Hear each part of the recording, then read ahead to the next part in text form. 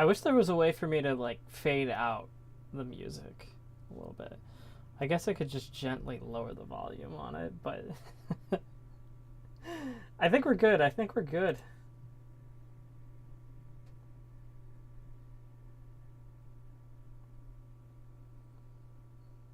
This is the first Thursday stream I think I've done since back in the Buy Just Like Your Swag days when I streamed Undertale. Remember when Undertale first came out, man? That was crazy. Who knows? Maybe I'll finally do that Genocide playthrough.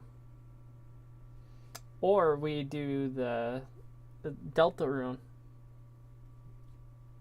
I haven't touched that game at all. Hi Dustin, welcome to the stream. Thank you for watching my very special food review. It's always very special when I release a food review, so that's much appreciated. Okay, let me... I gotta find Phoenix Wright on here.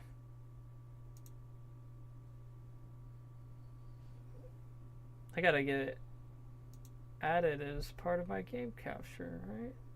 Oh, Steam. Spiral Link fan! Oh shit, hey!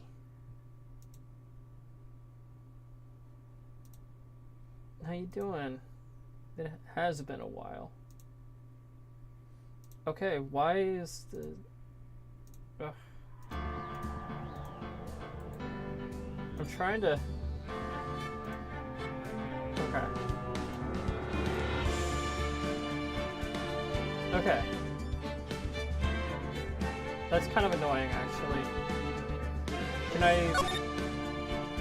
I fill the screen? I don't want it windowed. I want it full screen.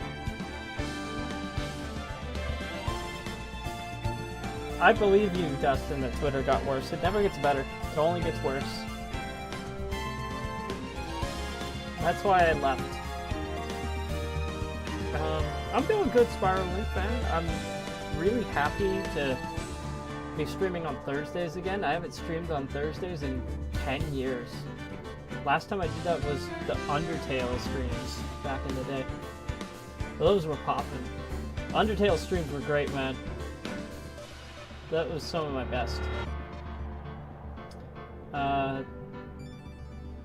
Okay, is there a spot for me to... Okay, full screen.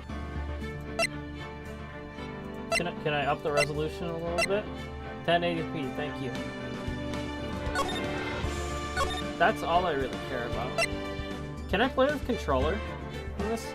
I guess it's not really necessary for me to play with controller, but I'm just curious. It looks like it'll let me.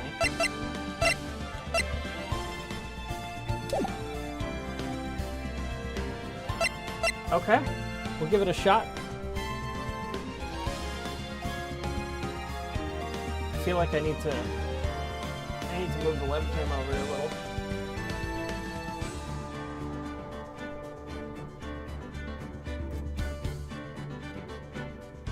Ah, it didn't stop the music when I clicked off. That's rare. Alright. You know what? I should have played the 3 minutes of ads to stop the pre-rolls. My apologies for that. I'm gonna hold off on the game for another 3 minutes and just let the pre-rolls finish. So I'm playing 3 minutes of ads on Twitch. And then no more pre-rolls for the next hour. It's really annoying, honestly. I'm not a fan of how Twitch forces ads on everybody.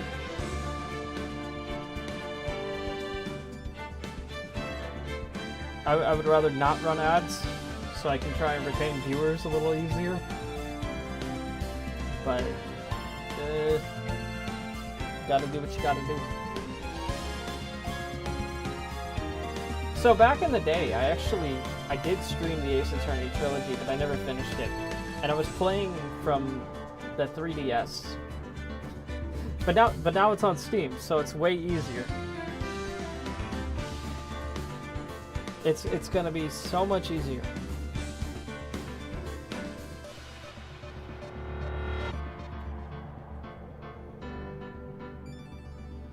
I'm excited for this. I want to see the full story of the original trilogy. I've been aching to stream the Ace Attorney trilogy, but I just haven't had an opportunity because there's always an Atlas game that I end up playing. But now, 2 streams a week. We're gonna do Thursday's Ace Attorney trilogy, and then Saturday is gonna be my Atlas game of choice. Coming up, Metaphor ReFantasio. That's on Saturday.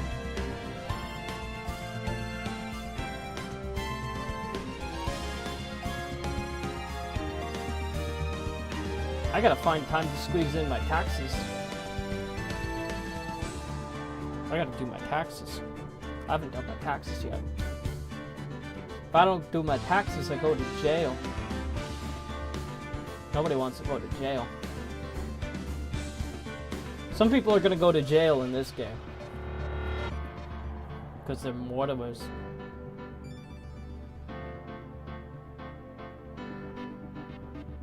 This is gonna be a lot of fun. I can sense it. I can sense that we're gonna be in for a lot of fun this stream. Now, of course, I already know the beginning of this pretty well. So I even obstructed first playthrough from my category on Twitch. But I don't think I ever got to the 3rd game in this series. What was it? Trials and Tribulations? I don't think I ever actually got to that. I think I stopped after the 2nd one. But now we're gonna replay it because it's been so long. I need to refresh my memory. And the pre-rolls are done. Let's get it.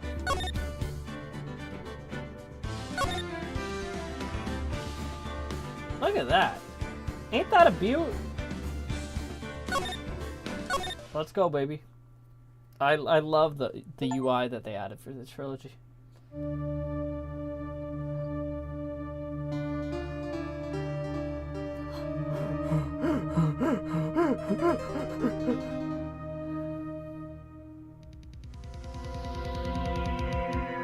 Damn it!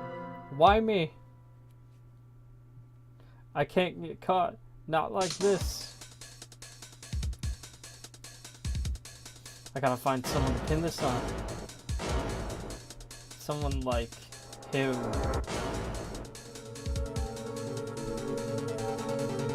I'll make it look like he did it.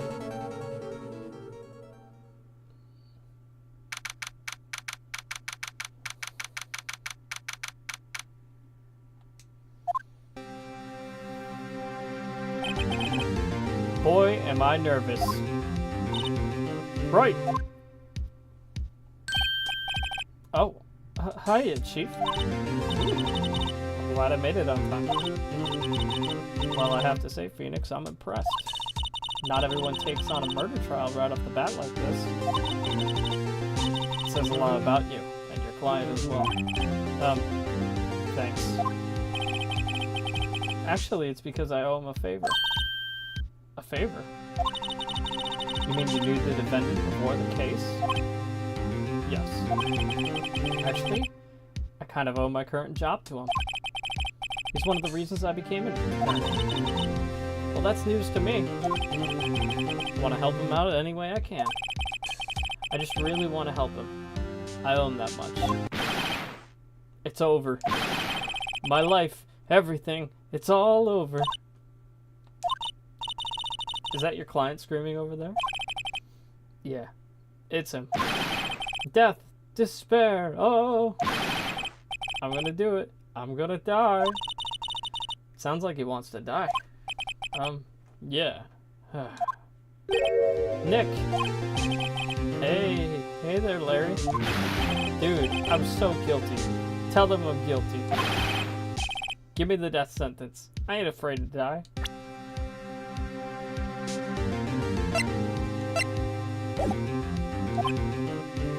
What's wrong, Larry?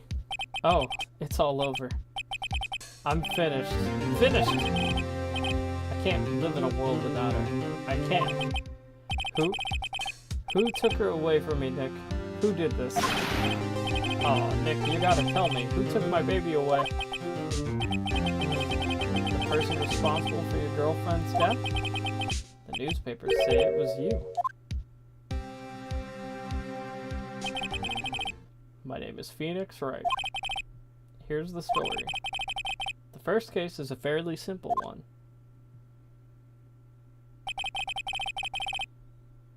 A young woman was killed in her apartment. I'm not saying unalive in these streams. I want you to know that. The guy they arrested was the unlucky sap dating her. Larry Butts. My best friend since grade school. Our school had a saying, when something smells, it's usually the butts. In the 23 years I've known him, it's usually been true. He has a knack for getting himself into trouble. One thing I can't say, though, it's usually not his fault. He just has terrible luck. But I know better than anyone that he's a good guy at heart. That, and I owe him one. Which is why I took the case to clear his name. And that's just what I'm going to do.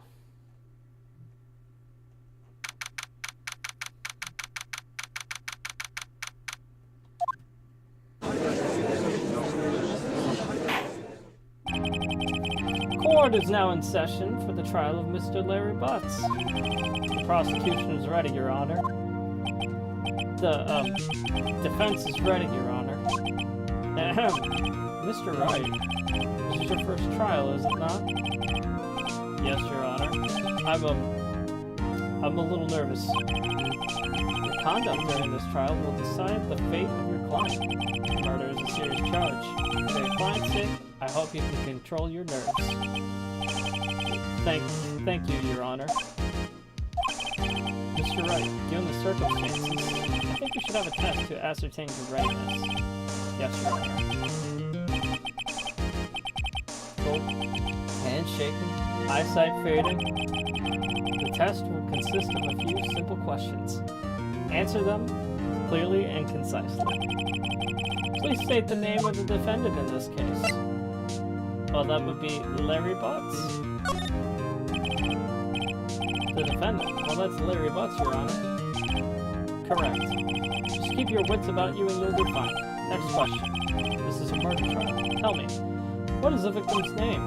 Ooh, I know this one. Glad I read the case report cover so many times. It's... Wait! Uh-oh. No way. I forgot. I'm drawing a total blank here.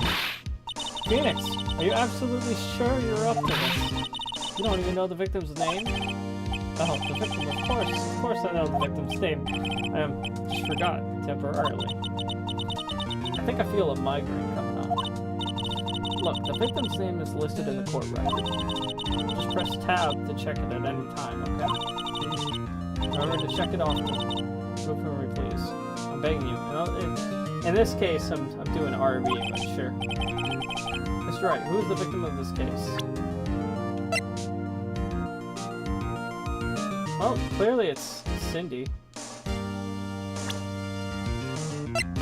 Cindy Stone, the victim in this case. A model, she lived in an apartment by herself. Cindy Stone. The victim's name is Cindy Stone. Correct. Now tell me, what was the cause of death? She died because of what? Well, she was hit with a blunt object. She was struck once by a blunt object. Correct. You've answered all my questions. I see no reason why we shouldn't proceed. You seem much more relaxed, Mr. Wright. Good for you. Thank you, Your Honor. Because I don't feel relaxed, that's for sure. Well played. First, a question for the prosecution. Mr. Payne. Yes, Your Honor. As Mr. Wright just told us, the victim was struck with a blunt object. Can you explain to the court what that object was? The murder weapon was this statue of the Thinker. It was found lying on the floor next to the victim. I see. The court accepts this into the evidence. Statue added to the court record. Right. Be sure to pay attention to any evidence added during the trial. That evidence is the only ammunition you have in court. Use RB to check the court record frequently. Mr. Payne, the prosecution may call its first witness. The prosecution calls the defendant, Mr. Butts, to the stand. Chief, what do I do now? Pay attention. You don't want to miss any information that might help your client's case. You'll get your chance to respond to the prosecution later, so be ready. Let's just hope he doesn't say anything unfortunate. Uh-oh. Larry gets excited easily. This could be bad. Ahem. Mr. Butts, isn't that true that the victim was recently dumped you? Hey, watch it, buddy. We were great together. We were Romeo and Juliet, Cleopatra and Mark Antony. Didn't they all die? I wasn't dumped. She just wasn't taking my phone calls, or seeing me, ever. What's it to you, anyway? Mr. Butts, what you describe is generally what we mean by dumped. In fact, she had completely abandoned you, and was seeing other men. She had just returned from overseas with one of them the other day before the murder. What do you mean, one of them? Lies. All of it lies. I don't believe a word of it. Your Honor, the victim's passport. According to this, she was in Paris until the day before she died. Passport added to the court record. Indeed, she appears to have returned the day before the murder. Dude, no way. The victim was a model, but did not have a large income. It appears that she had several sugar daddies. Daddies? Sugar? Yes, older men who gave her money and gifts. She took their money and used it to support her lifestyle. Dude. We can clearly see what kind of woman this Miss Stone was. Tell me, Mr. Butts, what do you think of her now? Right. I don't think you wanted to answer that question. Yeah, Larry has a way of running his mouth in all the wrong directions. Should I? Let's stop him from answering. My client had no idea the victim was seeing other men. That question is irrelevant to this case. Oof. Dude, Nick, what do you mean irrelevant? That cheating Cheeto, I'm gonna die. I'm gonna drop dead. Yeah, and when I meet her in the afterlife, I'm gonna get to the bottom of this. Let's continue with the trial, shall we? I believe the accused's motive is clear to everyone. Yes, quite. Oh boy, this is so not looking good. Next question.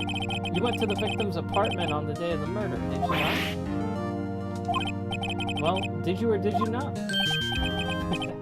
Well, maybe I did, and maybe I didn't. D-line. What do I do?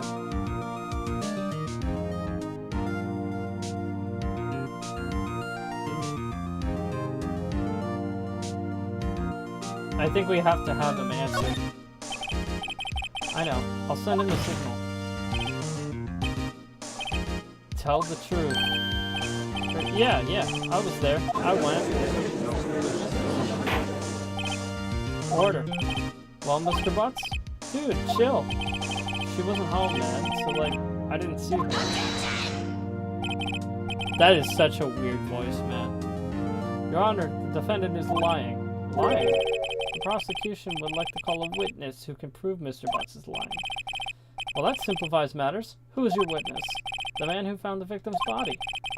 Just before making the gruesome discovery. He saw the defendant fleeing the scene of the crime. Order in the court. Mr. Payne, the prosecution may call its witness. Yes, Your Honor. This is bad. On the day of the murder, my witness was selling newspapers at the victim's building. Please bring Mr. Fanks Sawit to the stand.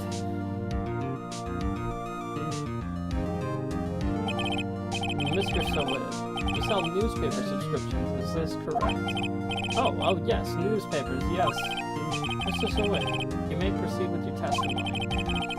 Please tell the court what you saw on the day of the murder.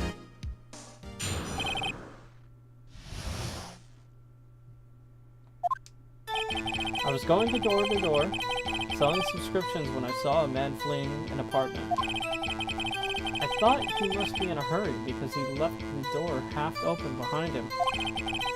Thinking it strange, I looked inside the apartment. Then I saw her lying there, a woman, not moving, dead. I quailed in fright and found myself unable to go inside. I thought to call the police immediately. However, the phone in her apartment wasn't working. I went to a nearby park and found a public phone. I remember the time exactly. It was 1 p.m. The man who ran was, without a doubt, the defendant sitting right over there.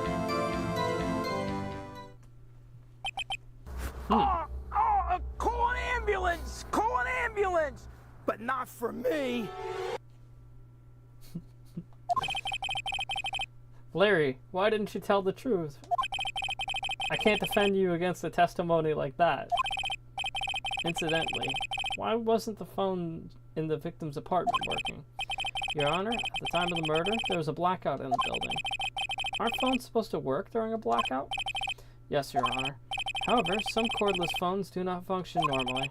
The phone that Mr. Sawit used was one of those. Your Honor, I have a record of the blackout for your perusal.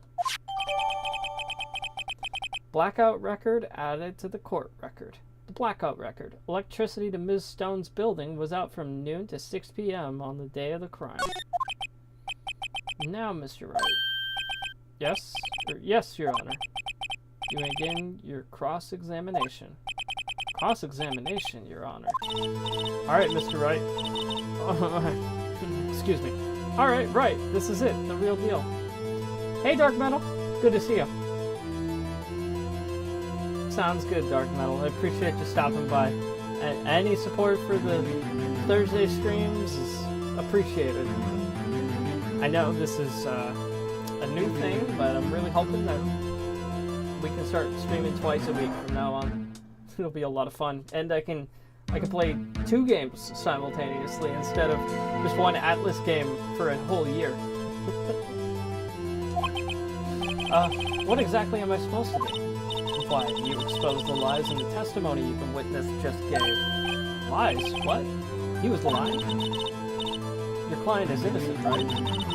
Then the witness must have lied in his testimony.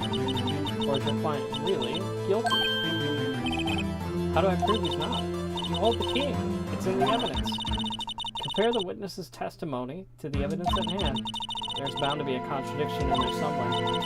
First, find the contradiction between the court record and the witness's testimony. Then, once you've found the contradicting evidence, present it and rub it in the witness's face. You gotta love the sound effects in this game, man. It's so good. Okay. Open the court record, and then point out the contradictions in the testimony. Alright.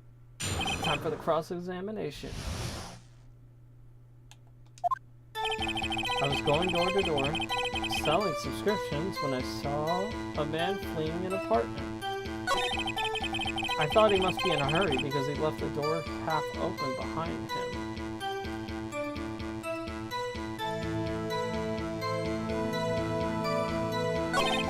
Thinking it strange, I looked inside the apartment.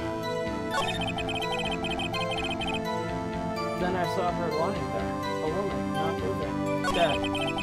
I quailed in fright and found myself unable to go inside. I thought to call the police immediately.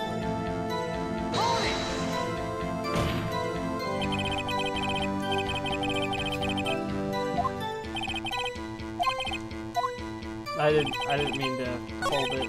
I meant to just go back.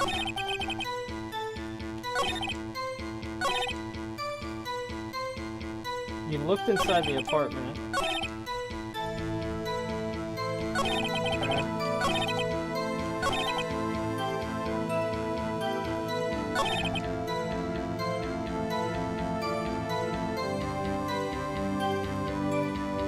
Was it 1 p.m. though?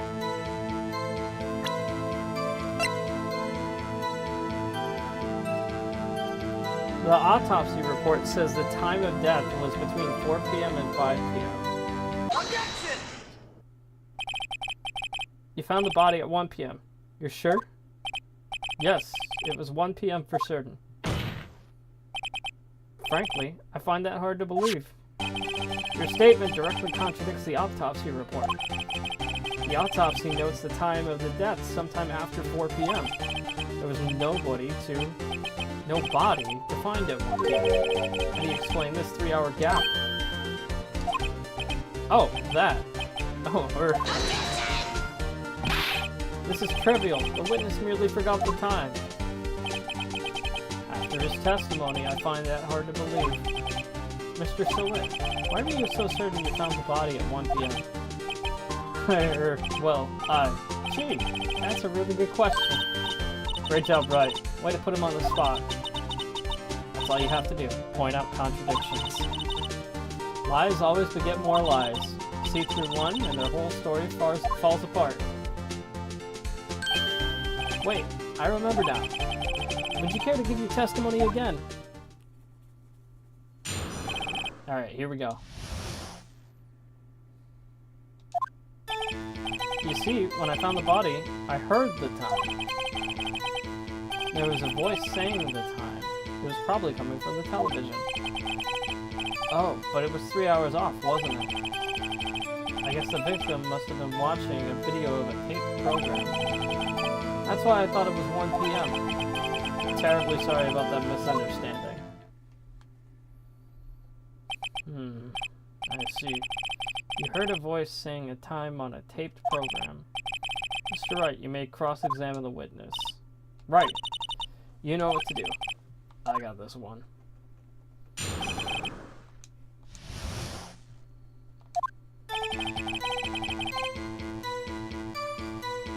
heard the time. Let's take a look at the evidence.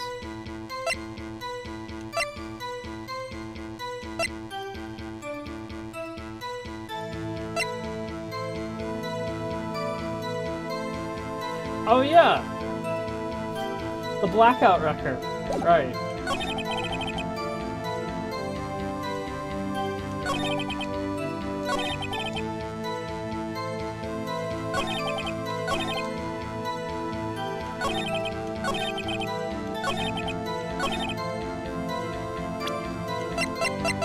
Alright, blackout record. Objection! Hold it right there. The prosecution said there was a blackout at the time of the discovery. And this record proves it. You couldn't have heard a television or a video. The defense has a point. Do you have an explanation for this, Mr. Solit? No, I find it quite puzzling myself. Quite. Wait. I remember now. Welcome to the stream, Brian. Mr. Solit? The court would prefer to hear an accurate testimony from the very beginning. These constant corrections are harming your credibility. And you seem rather distraught.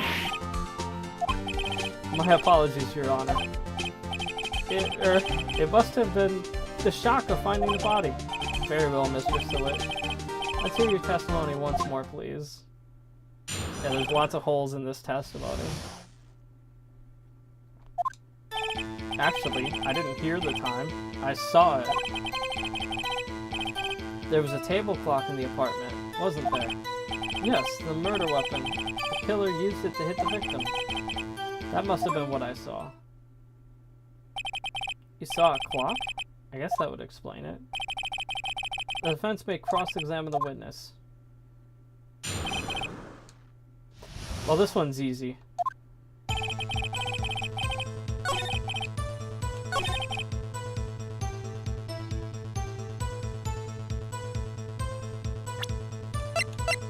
The murder weapon is a statue in the shape of the thinker. Objection! Wait just a moment. The murder weapon wasn't a clock. It was this statue. Now how is this supposed to be a clock? What? You with your objections and your evidence. Just who do you think you are? Just answer the question, Mr. Solit. Hey, I saw it there, okay? That's a clock. Your Honor, if I may. Yes, Mr. Crane? As the witness stated, this statue is indeed a clock. The neck is a switch. You just tilt it, and it says the time out loud. As it doesn't look like a clock, I submitted it as a statue. My apologies. I see. So the murder weapon was a table clock after all. Well, Mr. Wright, it appears the witness's testimony was correct. This is a clock. You have any problems with the testimony now? Yeah. Your Honor, there's a gaping hole in the witness's testimony. The only way he could have known the weapon was a clock is to hold it in his hand. Welcome, James. We're seeing a lot of new faces in the stream today.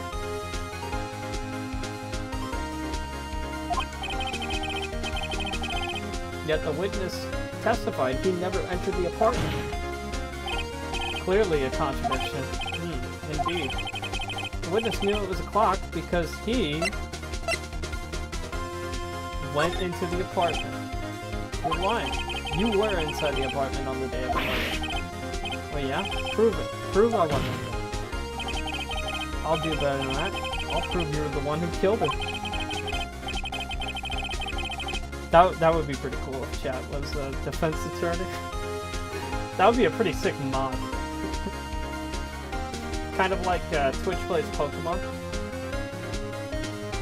I just meant new to the streams. I do recognize you from the Honey Pop Double Date comments. You struck her with the clock, and the shock of the blow triggered the clock's voice. That was the sound you heard. Order in the court. Intriguing. Please continue, Mr. Wright. Yes, Your Honor. Mr. Sowit, the sound must have left quite an impression on you. Understandably, since the murder weapon spoke just as you hit the victim. That voice was burned into your mind. That's why you're so adamant about the time. What's the meaning of this?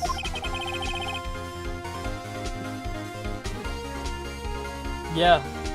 Oh man, I've been aching to play this game for ages. I did play it back in the day, but I never finished the trilogy, so I'm jogging my memory by starting from the beginning again. This is all baseless conjecture. Baseless? Just look at the witness's face. Would the witness care to elaborate?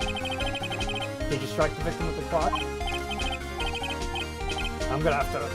I'm doing a lot of talking during this stream, more than I normally do.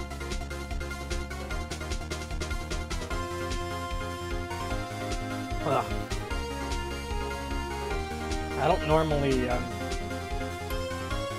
say all of the dialogue. No, I don't really play Roblox, so I wouldn't know about it.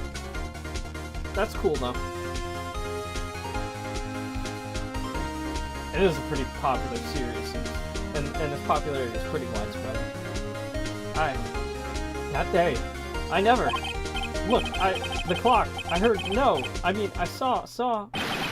Gua! Off goes the 2K. Shut up, shut up, shut up. I hate you. It was him, I tell you. I saw him. He killed her and he should burn. Burn! Give him death. Order in the court, I say. Your Honor, a moment, please. There isn't a shred of evidence supporting the defense's claims. Ooh, that sounds cool.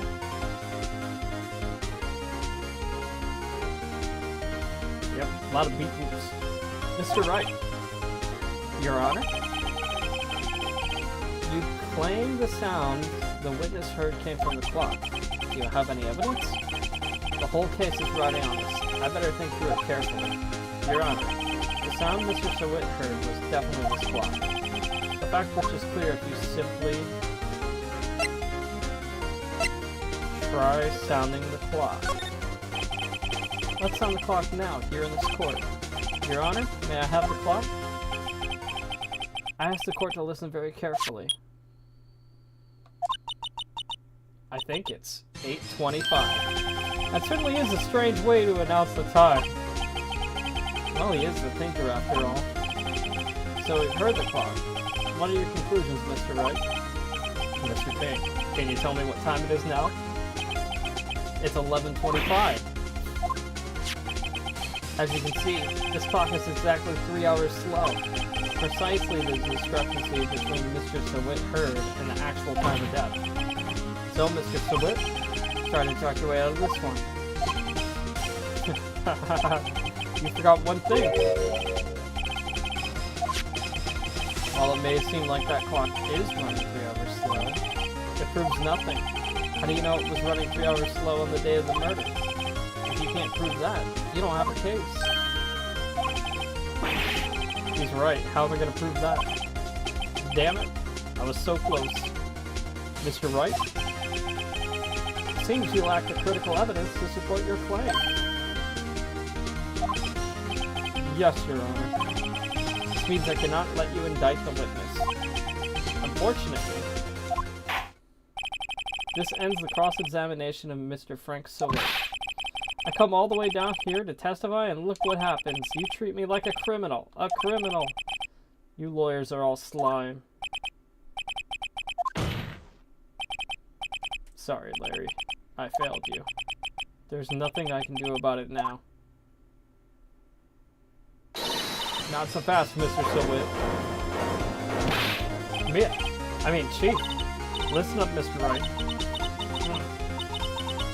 I keep saying Mr. Wright, I'm thinking the judge, but it's just listen up, Wright. Don't throw this one away. Not like this. Think. But Chief, it's over. I can't prove the clock was slow the day of the murder. Nobody can prove that. Well, yes. But that doesn't mean we still can't win. Try thinking outside of the box. Don't waste time doubting the facts. Assume the clock was 3 hours slow and think through it. Ask yourself, why was the clock 3 hours slow? Figure out the reason and you'll have your proof. Right? Can't think of a reason as to why the clock would be 3 hours slow? I can think of one. Because I've done this before. You must have evidence somewhere that can prove it, Wright. Find it and let them have it. Well, Mr. Wright, you say the clock was already running slow on the day of the murder. Have you found evidence to support this claim? Of course. There is a piece of evidence in the court record that can prove my claim beyond a doubt. Ha, tough words. Let's see you pull this one off. Let's see this evidence that proves why the clock was running slow. The victim apparently arrived home from Paris. Yeah, it's the passport.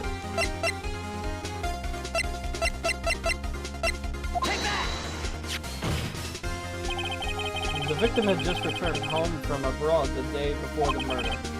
As we all know, the time difference between here and Paris is 9 hours. When it's 4 p.m. here, it's 1 a.m. the next day there. The clock wasn't 3 hours slow, it was 9 hours fast. The victim hadn't reset her clock since returning home. That's why the time you heard when you struck her dead in her apartment was wrong. Proof enough for you, Mr. Sawit? Or should I say, Mr. Did It? That's it. We got him. And he was foaming at the mouth. Order! Order, I say. Well, this case has certainly turned out differently than we all expected. Mr. Payne, your witness? He was arrested and has been taken away, Your Honor. Very well. Mr. Wright. Yes, Your Honor? I have to say, I'm impressed. I don't think I've ever seen someone complete a defense so quickly and find the true culprit at the same time. Thank you, Your Honor. At this point, this is only a formality, but the court finds the defendant, Mr. Larry Butts, not guilty.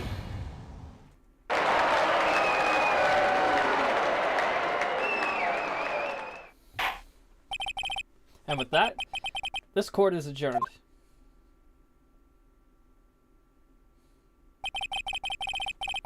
Turns out that Frank Sawit was a common burglar. He posed as a newspaper salesman to check and see when people were out of the house. That day, when Larry went to her apartment, the victim wasn't home. After he left, Mr. Sawit let himself in to do his dirty work. While he was searching her place, the victim returned. Flustered, Mr. Sawit grabbed the nearest blunt object he could find.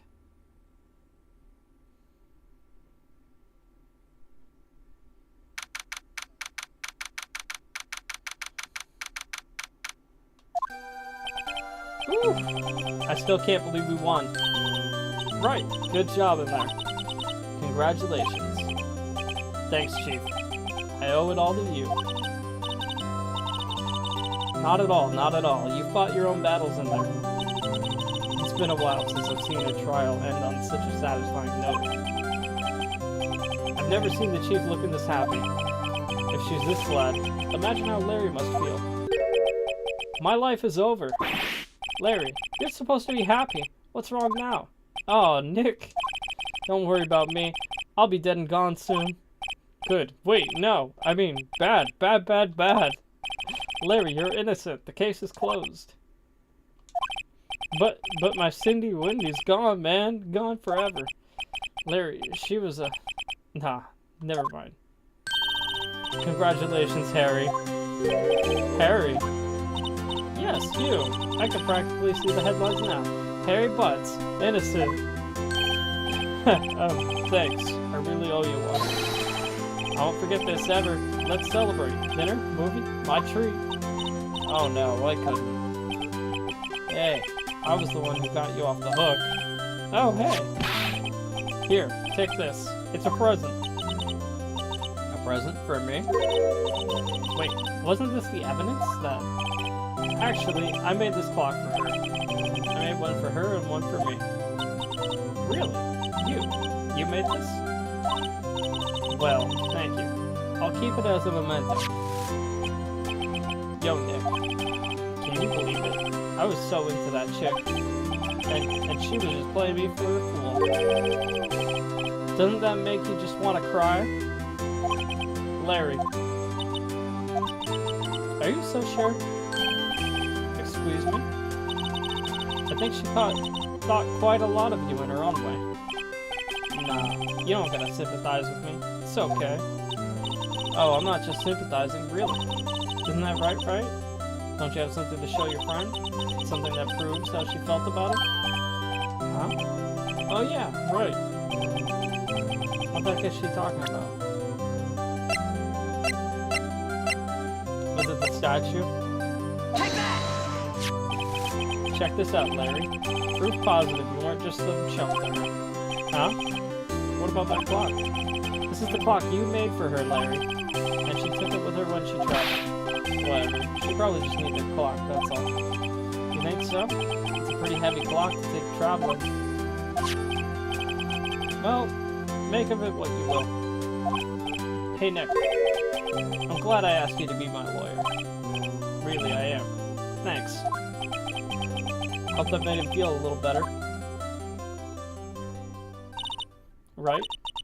I hope you see the importance of evidence now. Also, hopefully you realize things change depending on how you look at them. People too. We never really know if our clients are guilty or innocent. All we can do is believe in them. And in order to believe in them, you have to achieve in them. You have to believe in yourself. Right. Listen, learn, grow strong. Never let go of what you believe in. Never. Well, I think our work here is done. Shall we be off? Yeah, I guess so. Say, how about dinner? On me. We'll drink a toast to innocent Butts. Yeah. Oh, speaking of Harry. You were saying part of why you became a lawyer was because of him. Yeah, part at least. You'll have to tell me more about it sometime. Maybe over drinks?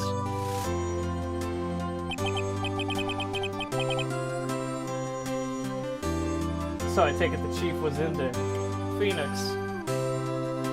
And so, my first trial came to a close. Larry slapped me on the back and said, "Gee, Nick, it's good to have friends. But I'm pretty sure he's not going to pay us. Unless you count the clock he gave me." I didn't know it then. But that clock was soon going to be at the center of another incident. And my promise to tell the chief about me and Larry would be one promise that I wouldn't be able to keep. Alright, that's the end of the first episode. God, I love this soundtrack.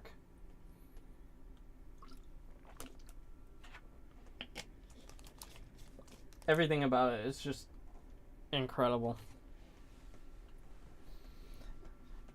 And the sound effects, too. I don't think I can rotate my mic. Oh, wait, no. It looks like it's slightly moving back. I need to lean back further in the chair, man. If I sit up too much like this, it's gonna hurt. It's gonna hurt me. Alright. Let's save our progress. I'll even lower the camera a little. There you go.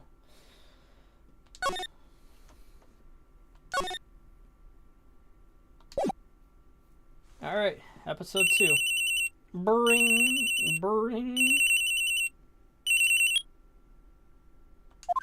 Hello? This is Maya. Hey Maya, it's me. Mia! What's up? You haven't called in a while. Sorry, I've been so busy. How have you been? Well, lonely. And it's all your fault. Nah, I'm just teasing. I've been great. I'm finally getting used to having my own place. That's good to hear. Actually, I'm calling because I have a favor to ask. I know. You want me to hold evidence for you? Sharp as always. There's a lot of buzz about the upcoming trial. I just don't feel safe keeping the evidence here. Oh, I gotcha. So what is it this time? It's a clock. A clock? Yeah, it's made to look like that statue of the thinker, and it tells you the time. I thought you might like it. You always like toys. Hey, I'm not a little girl anymore, sis. Now. You know I'm only teasing. I should probably tell you, the clock isn't talking right now.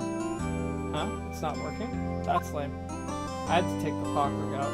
Sorry. I put some papers inside it instead. Papers? Is that the evidence, then? Well, there's a possibility that it might turn out that way, yes.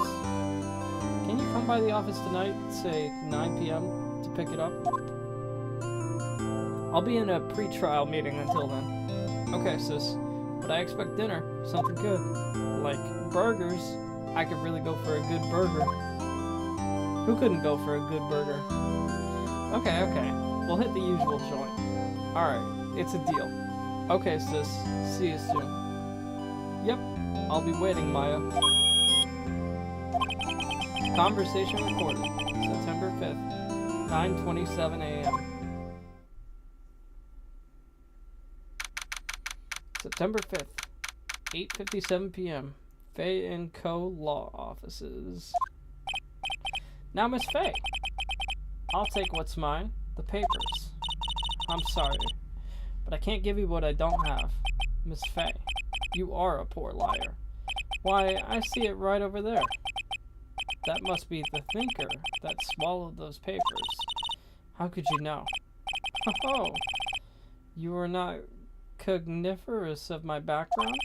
Gathering information is my business, you see. I should have been more careful. Oh, my dear Miss Fay, I am so very sorry, but I'm afraid I must ask you for one more thing. Your eternal silence. Farewell, Miss Fay. And this is when it gets personal.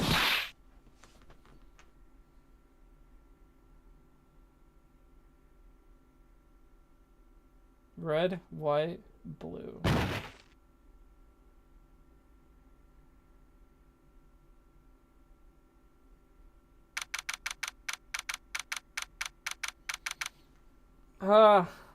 The Chief. Such a great, impactful character in such a short period of time. Uh-oh, I'm late. Huh? That's strange. Guess the Chief left without me. She said her sister was coming over, so we should all go out for dinner. What's that smell? Blood. Mia! Maybe she's in her office.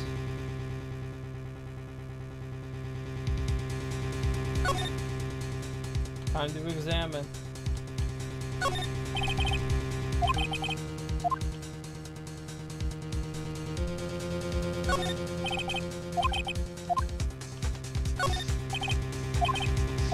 Is there anything here that can help him?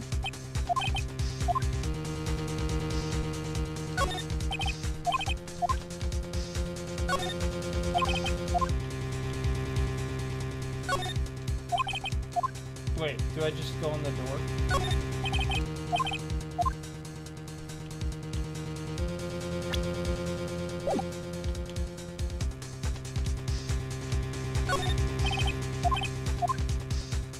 Nope. I don't think that's helping me much. Oh, we go inside the office. Okay. That smell. Blood. Sis, someone's there. Chief? Chief? Chief!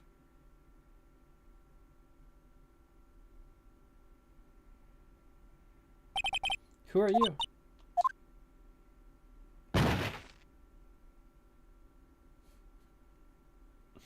That couldn't have been good. The strange girl dropped out cold. I left her lying on the office sofa. I went back to the chief where she lay under the window. Her body was still warm. I could feel it when I held her shoulder. Then all too quickly, it began to fade. Until she was finally cold. Chief! Alright, time to examine. It's the thinker! Again! It's encrusted with dry blood. How ironic that this became the murder weapon again. Okay, so... if it's yellow, I can examine it. Chief. It's hard seeing her like this, but if there are any clues here, she was struck on the head with a blunt object. She probably died instantly. The thinker lying next to her must have been the murderer.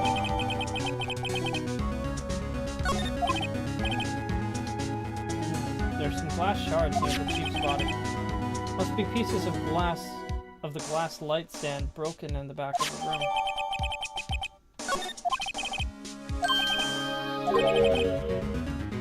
And a piece of paper. What could it be? Oh, it's got Maya's name written on it, in blood. The word is written in blood on the scrap of paper. Maya. Did Mia write this? This piece of paper is a receipt from a department store dated yesterday. I think that's enough snooping around for now. I better call the police. Find out what that girl was doing here. So that's it, huh? Nothing else?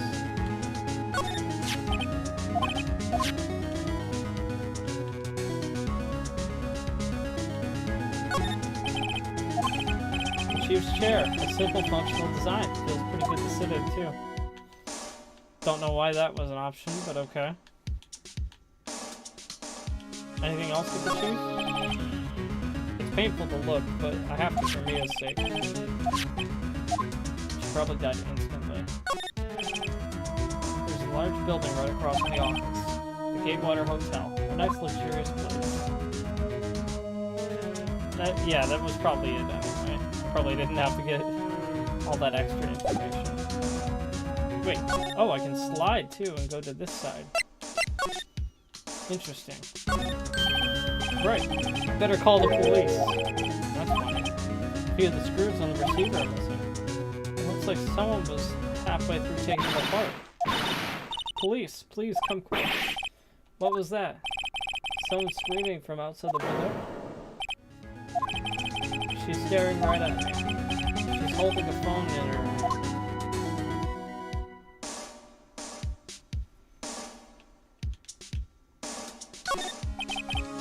Stay info legible. Everything is written in the chief's ultra-neat handwriting. It's a small office, but it makes a good bit of money. Surprisingly, the chief was never good with machines. All she used this PC for was email. She picked up this ancient model at some garage sale for practically nothing. Okay. Anything else here? The bookshelf. All the chief's important documents are packed in here. That's why she filed her case recordings of recent rulings. Okay. I think we're good here. Oh. Perfectly normal office desk. The chief had a very particular policy about office decor. Spend big on stuff the clients use, but keep your own stuff simple. Okay. Well, that should be it then.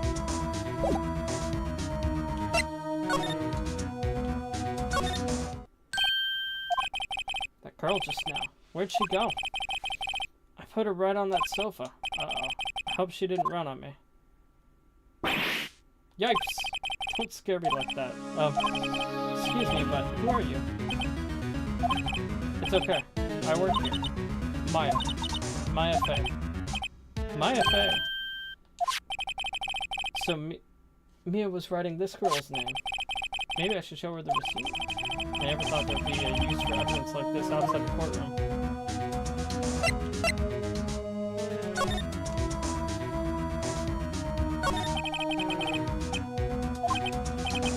Excuse me. Can you tell me what happened? I came in, the room was dark, and so she was already dead. So you're the chief's sister. I'm her younger sister. And you were here visiting? This late at night? Yes. She says she wanted me to keep some evidence for her. Evidence? Yes. It was that clock. It was the thinker.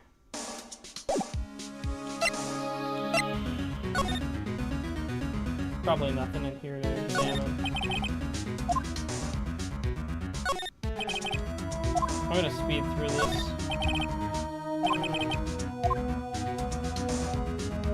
I don't think there's anything important here.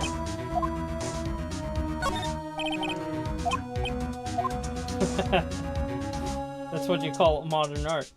It's what I call a mistake.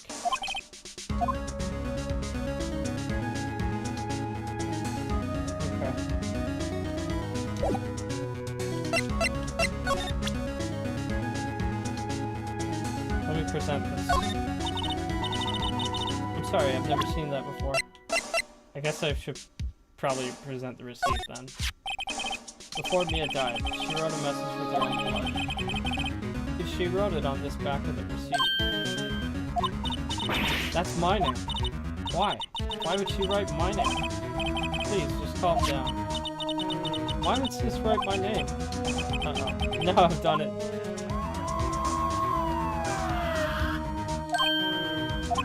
The police! Sounds like they're coming this way. Freeze! Police! Oh, it's Gumshoe! I haven't seen this man in ages. Alright, I'm Detective Dick Gumshoe, see?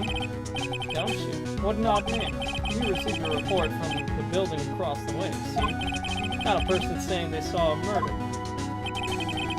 It must have been that woman I saw. Anyway. I don't want either of you moving 1 inch, okay? Great. Just great. Maya, wait. She wouldn't have. Whoa! Excuse me? Does word Maya here mean anything to you? That's my name. What? The victim drew this here note in her own blood, see? With her dying breath, she wrote down the killer's name. Killer? I'm not. Case closed. We're coming down to the precinct, ma'am. What?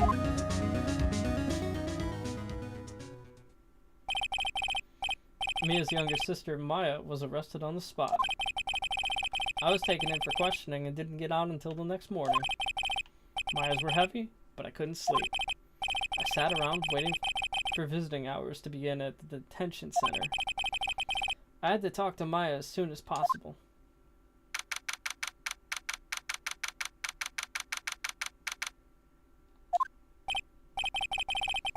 Wow, they have poor Maya locked up like a criminal. Oh, it's you, the lawyer. Good morning. Good morning. She looks so tired.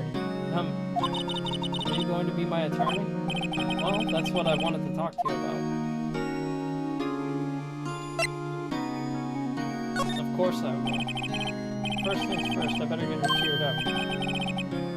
Yeah, of course I will. Cheer up. Really? Whoa. Did I say the wrong thing? She looks sadder now. What's wrong? You don't think I can do it? No, no one could. Who believed me? Even you, when you found me in the office? You looked at me like I had done it. Did I look at her like that? No, I never thought. It's okay, I understand. And I've also heard about it. Heard? Heard what about me? I was talking to my sister on the phone the other day. Today was my junior partner's first time in court. Wow, really? How'd that go? It was quite the scene. Honestly, I was on edge the whole time. It's been a while. Ha, so, he crashed and burned? He's a genius. One of those strike fear into the hearts of evil types. The only thing he's lacking is experience. Huh, sounds like it was fun. Well, I know who to go to if I ever get in trouble now. I don't know, Maya. I think you might want to wait. Give him 3 more years. That is, unless you want to be found guilty. That's what she said. I'm sorry. I didn't mean to insult you. No, it's okay. It's true, I guess, but at the same time, I can't just sit by and watch. When I think of the person who did this to Mia, I know.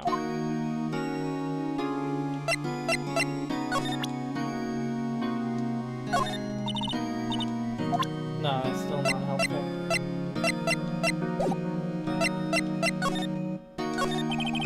There's something I've been wanting to ask you. Yes? What's with that outfit? Oh, this? This is what all acolytes wear.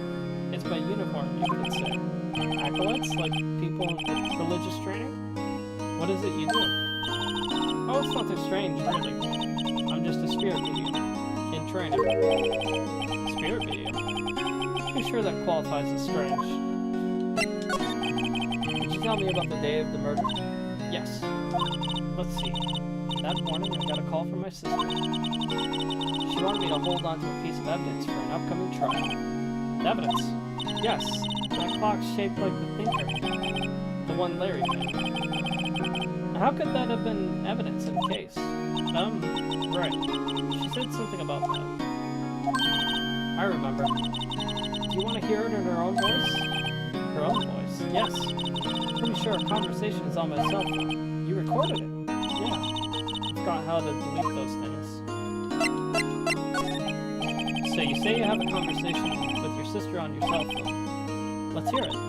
Right. Oh. I just remembered that detective took my cell phone. Sorry. Oh, right. Of course. Next time I see Detective Gumshoe, I'll ask him for it. I'll write you a note so you don't forget, okay? Sure, thanks. Maya's memo. Conversation I have with my sister is recorded on my cell phone. So you're an acolyte. Or medium in training.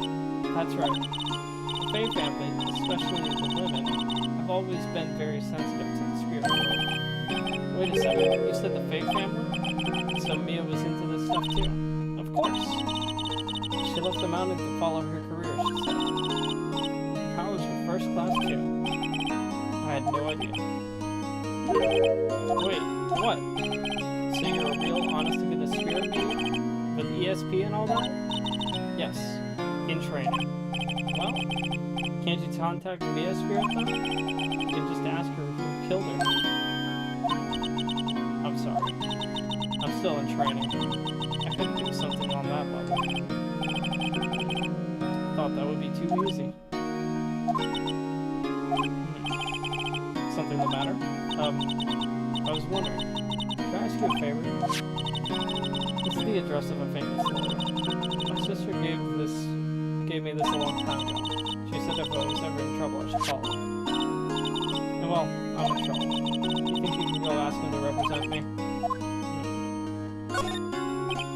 Sure, why not? I'll go ask. Thank you so much. I have no one else to turn to. Say, what about your parents? I see. Don't worry. Leave it to me. Thank you. The trial's tomorrow at 10. What? Tomorrow? Tomorrow. What did this guy refuses. They told me if I don't find one, the state will pick an attorney to defend me. When will that happen? They're giving me until 4 this afternoon. The visiting hours are almost up. I better hurry. Right, I'll be back. Alright, we better get a move on.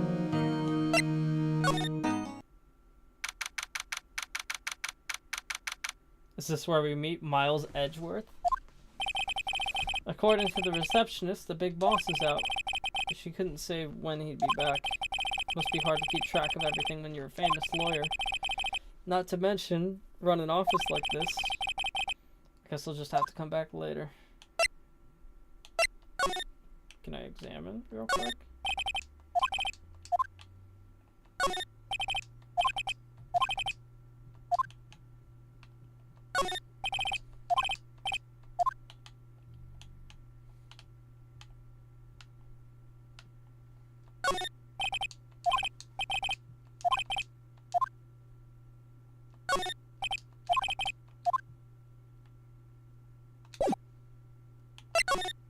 Alright, back to the detention center.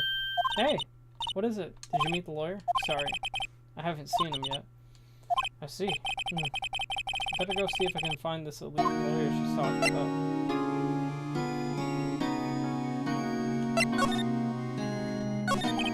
Could you tell me about the day of the murder? Sorry, I know it must be hard. Oh, it's okay. All I've been doing the last few hours is talking about it. I've kind of gotten used to it. Let's see, that morning I got a call from my sister. She wanted me to hold on to a piece of evidence for an upcoming trial. That's the thinker clock that Larry made. It practically qualifies as a serial murderer by now. So then, when did you arrive at the office? It was around 9. The lights were off and I could smell blood. Then I found her, my sister. Thanks, Maya. That's all I need to hear for now. You sure about that? What about your family? I only have my sister. My father died when I was very young. I don't know where my mother is. The women in my family have been mediums for generations. They say a lot of spiritual power runs in our blood. About 15 years ago, our family was involved in an incident. There was a man, and he ruined our mother's life. After that, she disappeared. Several years after that, my sister announced she would become a lawyer and left the mountain. So you live by yourself? Yes, I've gotten used to it. Oh, also, I had to become independent or I would lose my powers. I feel bad for her, all by herself up on that mountain. So who is this man who ruined your mother? About 15 years ago, there was an unusual murder case. It made quite a stir, and everyone was talking about it, apparently. The police were running out of leads, and they were getting desperate. Wait, they didn't use a spirit medium, did they? The police convinced my mother to try and contact the victim. So what happened? The case was solved, we thought. The man my mother helped the police capture was innocent. The police's consultation with the medium had all been carried out in secret, of course. But a man found out about it and leaked it to the press. He told all the papers that my mother was a fraud, and the media jumped on it big time. She, my mother, became the laughing stock of the nation. You see, White. Excuse me, White? That was his name. My sister told me. White, I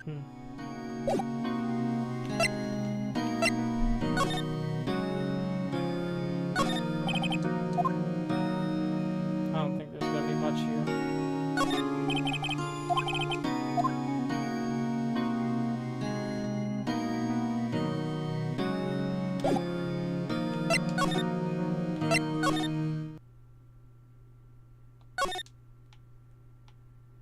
Anything else?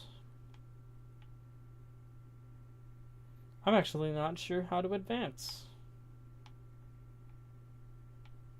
There's gotta be something here.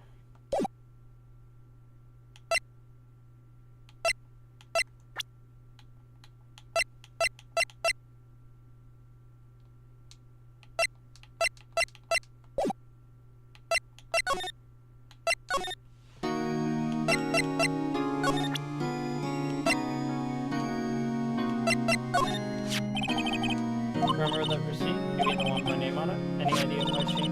Absolutely no. You trust me? I trust you. Why? Don't you think I did it too? No, I don't. It's just a hunch, but that detective thinks I did it. I wanted to ask you about your cell phone. The detective took it when I brought it in. It's a gumshoe took it. To try and get it back next time I see him. This is lying next to the chief's body. I saw that too. They said they thought there were pieces of a broken light stand. Yeah, that seems about right.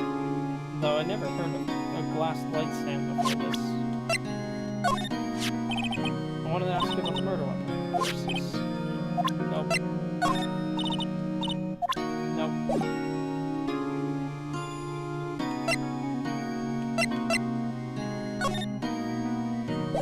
Okay. I feel like I've done everything I can.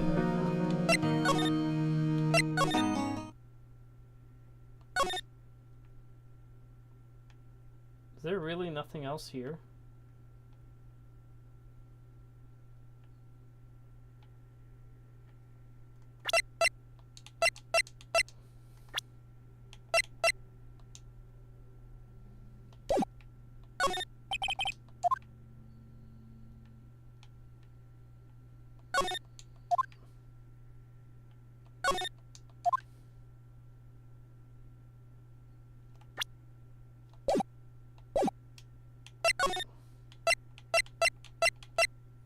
Just these two spots. I don't know. I don't know.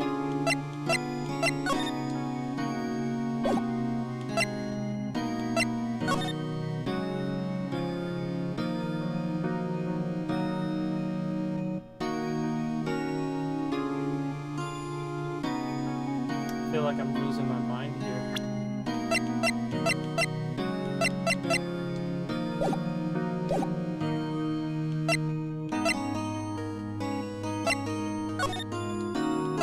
Keep going back and forth.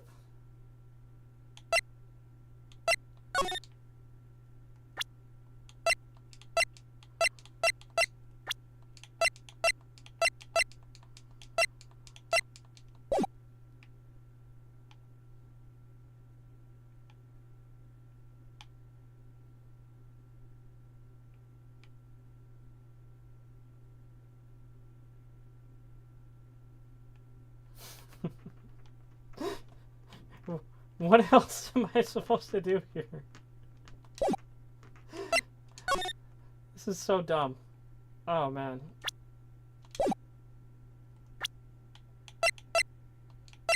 Oh, come on, there's gotta be something else. Wait. Oh, the law offices. Doy. Why did I not see that?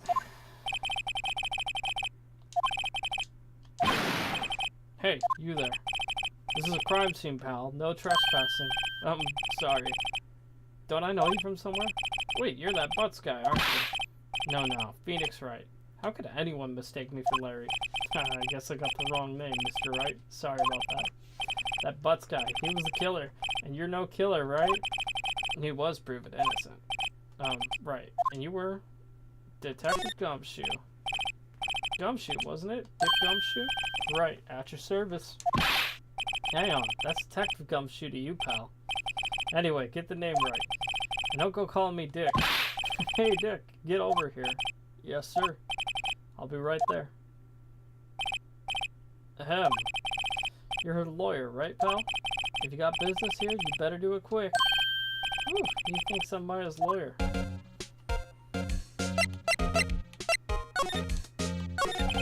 About Ms. Faye, do you have an autopsy? You want to know the results, eh? Now, don't look at me like that, pal. It's no use. She might have been your boss. That doesn't mean you get any special treatment. Alright. You can see the report. That's all. About Maya. Yeah, I'm looking forward to the trial. Sorry, pal, but this is the one trial you aren't gonna win. Why do you say that? The city's put Prosecutor Edgeworth on the prosecution. Edgeworth? I'm sure you know what that means, you being a lawyer and all. Prosecutor Edgeworth. That's right, pal. Mr. Miles Edgeworth himself. Wait, You do know him, don't you? Of course I do. I know him. He's a feared prosecutor. He doesn't feel pain. He doesn't feel remorse. He won't stop until he gets his guilty verdict. I don't talk about him that way. You make him barely sound human. Still, I'm afraid this pretty much decides the case. So, Edgeworth is on this one. He hasn't lost a case since he became a prosecutor at the incredibly young age of 20. Of course, there are rumors of back alley deals and forged evidence. All I know for sure is that Edgeworth hates crime with an almost abnormal passion. I never imagined I'd be facing him so soon.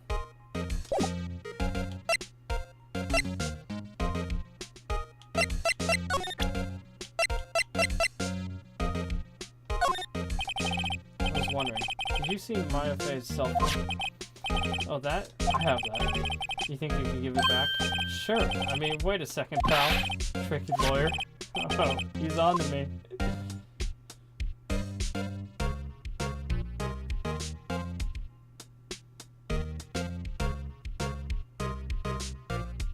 My gut feeling is to tell him not so straight. Okay. I can't be straight with this guy. But what should I tell him? Something the matter? Oh no, that carrying strap on the cell phone. This? It says the Steel Samurai, warrior of Neo-Old Tokyo. The Steel Samurai, that action hero on TV? Yeah. You see, that strap is a collector's item. She was worried it might get lost if it went down to the precinct. That's what she said? Yes. Okay, pal. I wrote down all the numbers she called anyway. Here you go. It seems he didn't notice the recorded conversation. My cell phone received from Detective Gumshoe. Check the court record to hear the recorded conversation. I guess I've asked all the questions I needed to. You done, pal? Yes, thank you. I'll be heading out now. Oh, wait, one more thing I wanted to mention to you. I don't suppose you're planning on talking to the witness. Anyway, you better not. No influencing the witness with your lawyerly ways, pal. Come to think of it, I completely forgot about her. The witness? Yeah, Miss April May. I'm sorry about this, but I can't tell you anything about her. Well, you just told me her name, Miss May, huh? So you've sent her home already, then. You're trying your lawyerly tricks on me now. She's not to go outside her room until the trial. So, she's still in the hotel across the way. I guess I should know better than to try and get a detective to leak information. You got that right, pal. Time to pay a visit to Miss May. Alright. I think we can get on out of here.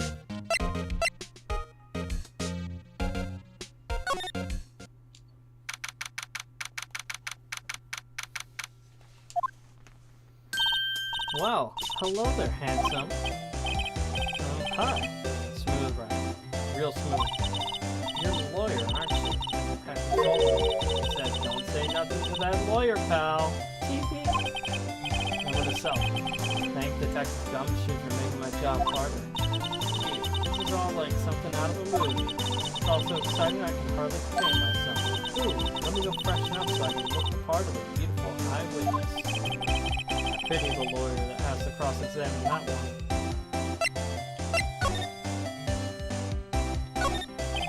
There's a screwdriver stuck in the door. I wonder what's inside. Let's take a look. Hey, hey! What are you doing? No touching. Oh, bad boy. You really shouldn't pry around in other people's rooms now.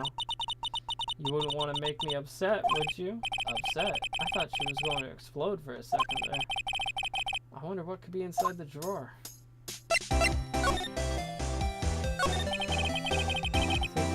Tell me something. I need you to describe what you observed at the time of the incident. Observed? Incident? You sound just like a lawyer in movies. I like a man with a big vocabulary. You know the thing that occurred, happened the other day? The bad thing? What did you see when it happened? I don't suppose you can tell me about it. Pretty please? Let me see. Well, dream on. If you want to know, you'll have to come to court tomorrow, Mr. Lawyer. Oh boy. Who exactly are you? Oh, Mr. Lawyer, are you hitting on me? No, okay. I'm just doing my job here. Teehee. You know, you're cute when you blush. Believe me, this is the first time in my life I've blushed so much. Right. Can you just tell me what it is you do? Well, no. And you had your little hopes up, didn't you? See, there are 2 glasses on the table. Is someone staying here with you? Oh, what amazing powers of observation. You must be one of those famous detectives like on television. Oh no, not me. I'm just a lawyer. I'm saying, Mr. Big Detective, why don't you go look for clues in the garbage? This May doesn't like nosy little lawyers. Okay.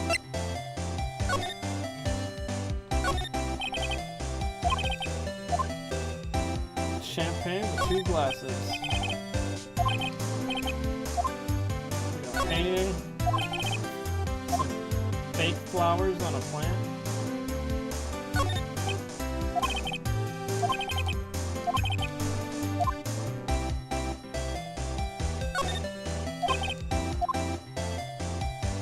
I think we're good here.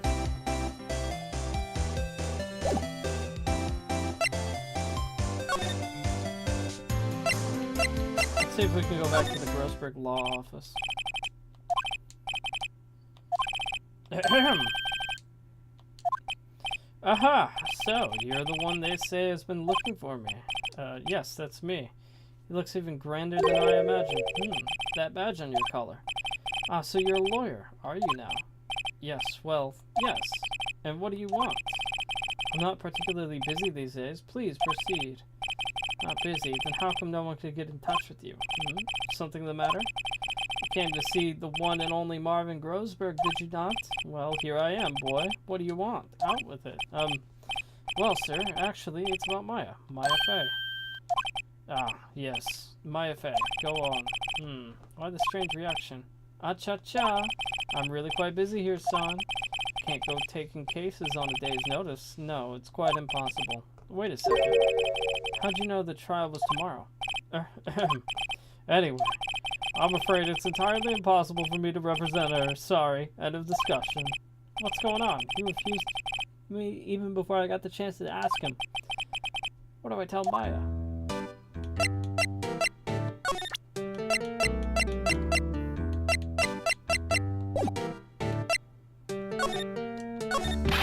How can you just refuse like that? Please, tell me why you won't take the case. Well, you see, it's just, I'm busy, you see. But the client is Mia Fey's sister. Mia trusted you.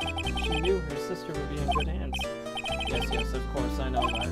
However, sorry, but I must refuse. Sorry, goodbye. Fine. I don't have time to argue with you anyway. I will look elsewhere. Think not. Did you say something? Think not, I said. What do you mean? I'm terribly, terribly sorry, but I'm afraid that no lawyer worth their salt will take on this particular case. Terribly sorry, my boy. Why? I cannot say. I beg your pardon, but could you leave? Now? I've nothing more to discuss with you. How did you know Mia Fey? She worked here a long time ago. Quite the apprentice, that one. Learned my techniques in the blink of an eye. We left one day, quite suddenly. Had a mission, you see. A mission? You could see it in her eyes. She followed it with a burning passion. Never looked back, that one. That's quite a feeling. Ha, you noticed.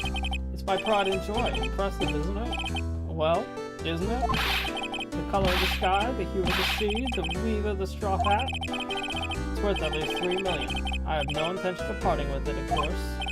No, I won't sell it. Not even you. I wasn't interested. It's not for sale. I'm not buying. Jeez. Alright, well, I might as well get out of here.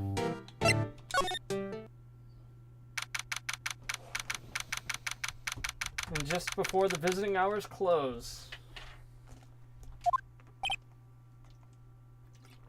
Hiya. Oh, you're back. Did you find the lawyer? Well, what do I tell her? Well, see, just be honest. I really don't think you should use that guy. He didn't seem healthy. He was all skin and bones. What really happened? You don't mean he refused to help. I see. I've been abandoned then. Just a little longer now before the state-appointed lawyer comes, I guess. 4 p.m. Time's up. What should I do? Well, of course we gotta defend her. I've made up my mind. I'm going to defend you whether you want me to or not. Why?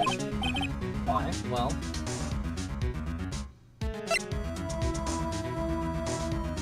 someone else is the culprit. You aren't the culprit. Someone else is. How do you know? I have a hunch. Given the evidence, it would be easy to assume that Maya was the killer. But there's something about this whole thing that smells fishy. That witness's strange behavior. Was that all an act? And the way the lawyer refused to help out Maya. More than all that, she has no one left to help her. Nothing is more sad or more lonely than that.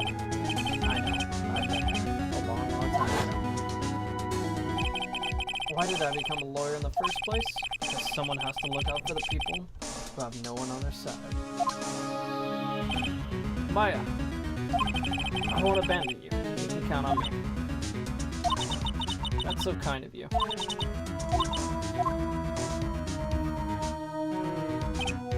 Well, let's fight this one and get you out of here. Right, thank you. Oh, she smiled at last. She looks like an entirely different person.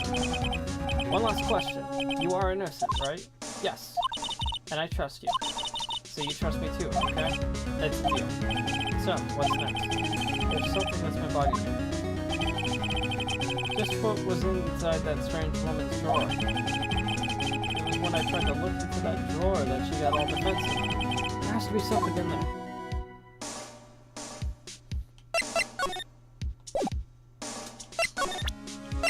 Come on, present that badge.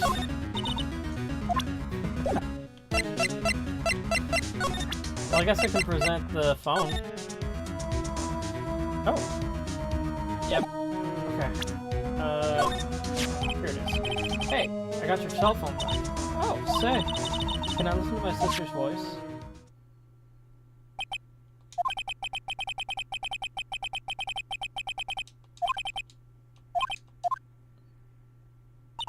Thank you.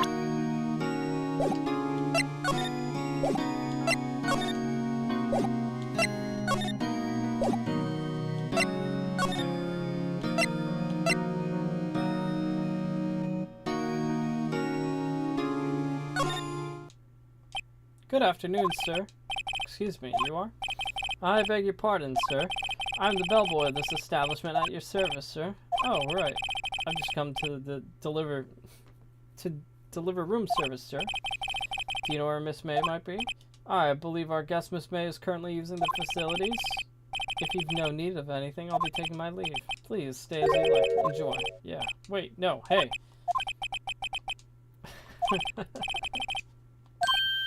I almost forgot. May I ask you to inform Miss May that there's a message for her? Please tell her that Mr. White of Blue Corp phoned. Oh, right, sure. Mr. White of Blue Corp. Where have I heard that name? White. That was his name. Oh.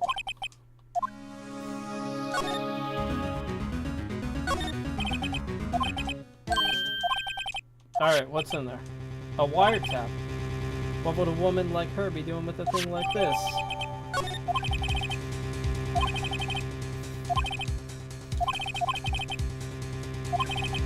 Alright.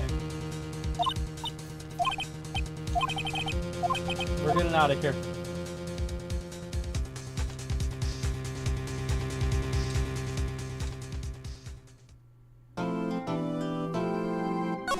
I love that jingle. I love that jingle. Actually, we're just gonna go down the track. Dun, dun, dun, dun, dun, dun. All right, here we go. Court is now in session for the trial of Miss Maya Fey. The prosecution is ready, Your Honor. The defense is ready, Your Honor.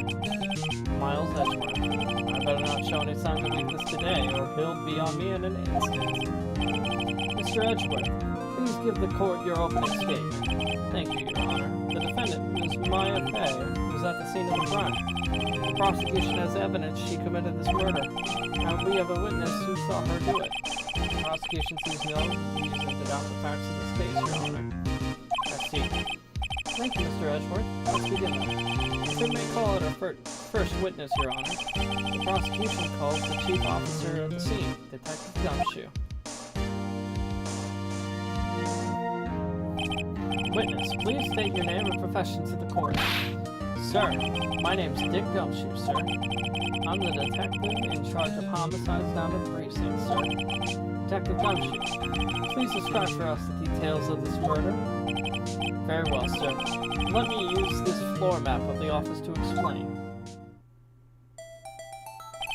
The body was found by this window here. And the cause of death?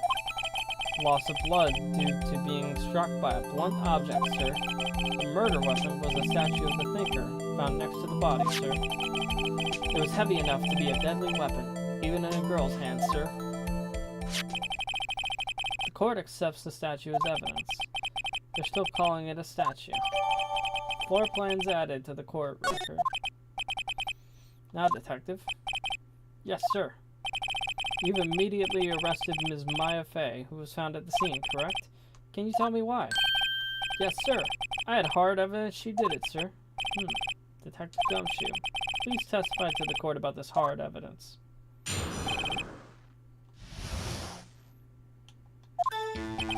As soon as the phone call came in, I rushed to the scene.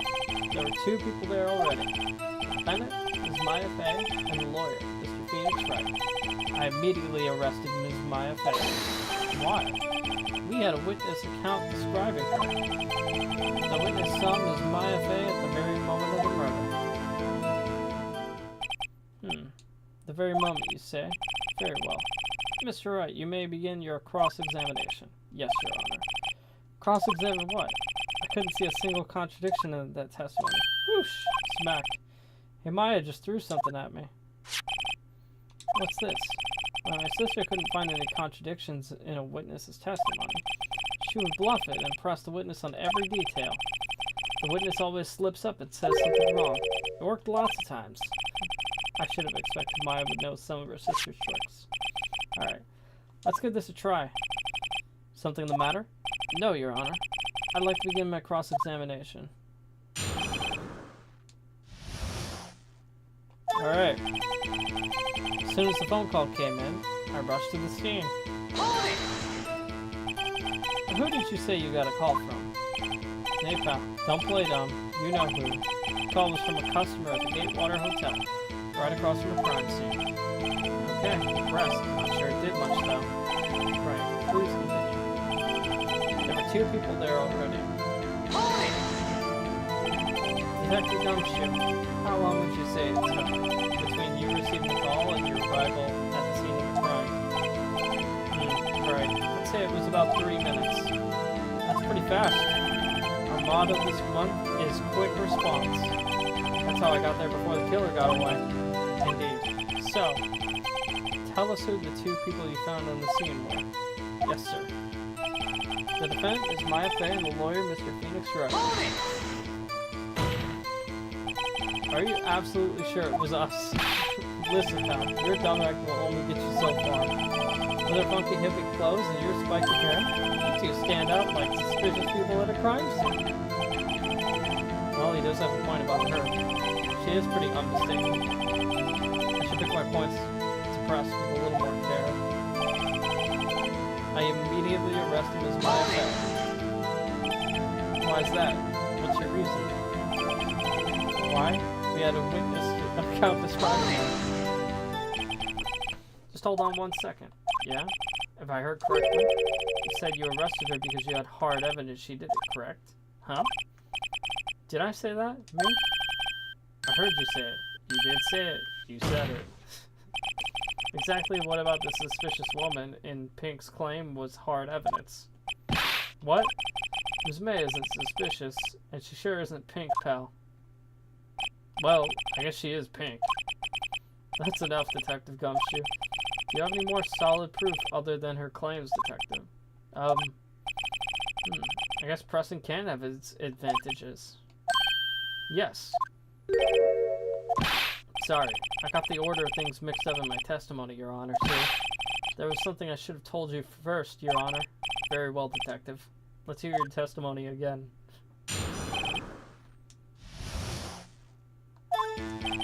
After securing the suspect, I examined the scene of the crime with my own eyes. I found a memo written on a piece of paper next to the victim's body. On it, the word Maya was clearly written in blood. Lab results showed that the blood was the victim's. Also, there was blood found on the victim's fingers. Before she died, the victim wrote the killer's name. How you like that? That's my hard evidence. Before we begin the cross-examination, I have a question for you, Detective. Your Honor. Why didn't you testify about this vital piece of evidence the first time? I know. I'm real embarrassed. I forgot about it, Your Honor, sir. Try to be more careful. Very well. The defense may now begin its cross-examination. After securing the suspect, I examined the scene of the crime with my own eyes. Hold it!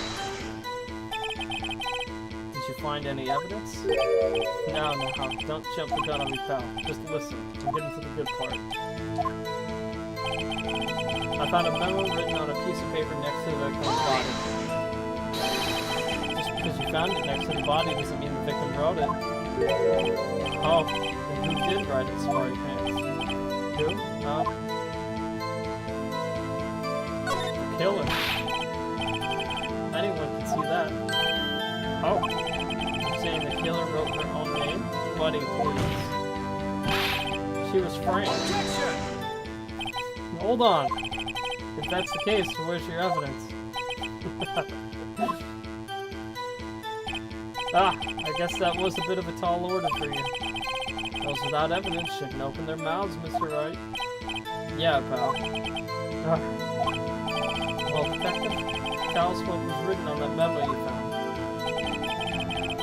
On it, the word Maya was written clearly in blood. Do you have proof it was Mia who wrote that? Of course I do, pal. Lab results showed that the blood was the victim's. What kind of tests were these again? What kind? Well, I hear they take little bits of blood, the hemoglobin.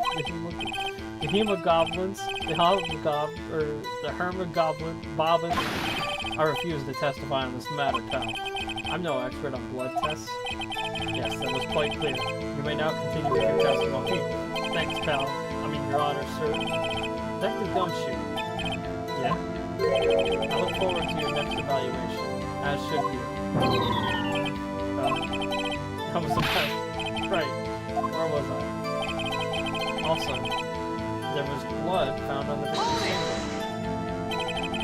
On which hand was the bloody finger, Detective? The right hand. She was right-handed. Next try. I guess it wasn't too hard to see what I was getting at there.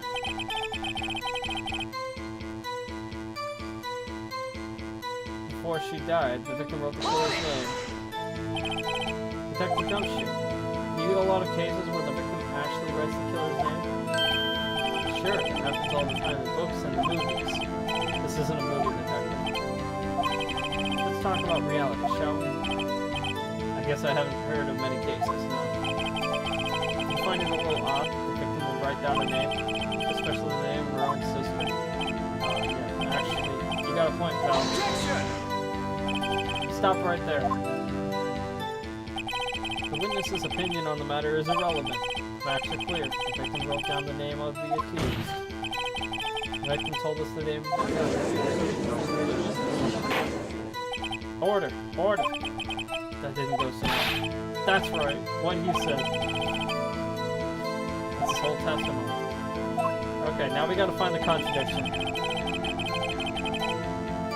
So it's somewhere here. Let's take a look at the evidence real quick.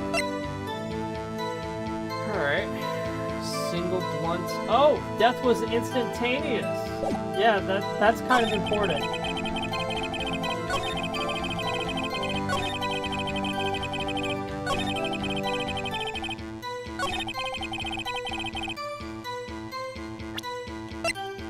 Death was instantaneous. Objection!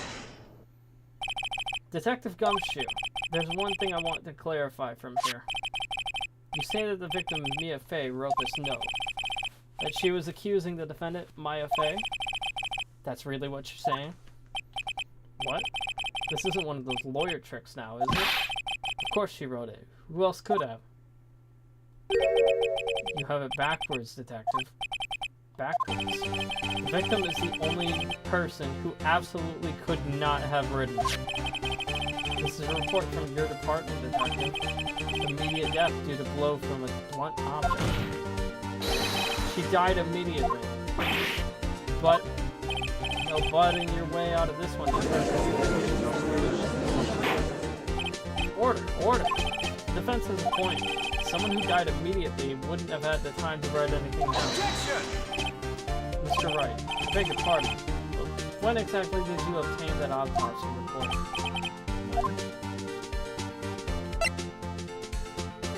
Was it? Oh shit! Hold up. When did I get the autopsy? The day after, right? The day of? I think it was the day of the murder. Yeah, the day of the murder. Pretty sure it was the day of the murder. You're wrong there, pal. You didn't write an autopsy report till the day after. Oh, right. Prosecution's point being that autopsy report is outdated, Your Honor. What? A second autopsy was performed yesterday at my request. Death was almost immediate due to a blow from a blunt object, but there is a possibility the victim lived for several minutes after the blow. I received these results this morning. No way. Your Honor, it's quite easy to imagine that the victim did have time to write. I see. Damn you, Edgewood. I should have known you had something up your sleeve. Why, Mr. Wright, you look shocked. Something you want to say?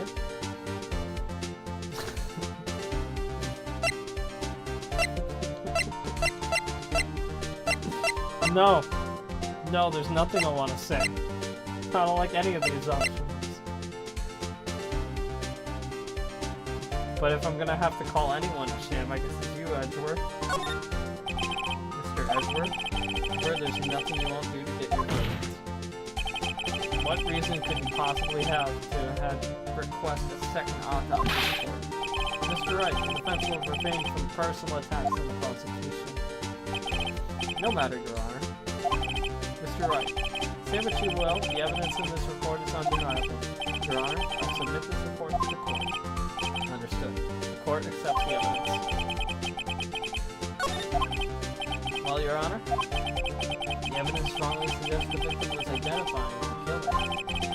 I suppose that's the obvious conclusion, yes. Darn, this isn't good. The prosecution would like to call its next witness. This poor, innocent girl saw the murder with her own eyes. Let the witness, Miss April May, take the stand. Exactly what part of her is innocent?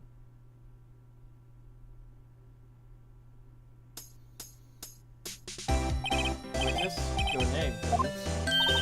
April May, at your service. Order. An introduction should not require any reaction from the crowd. Witness will refrain from wanton winking. Yes, Your Honor. This is not good. He's already captured the heart of every man in this courtroom. Tell us, where were you on the night of September 5th, when the murder occurred?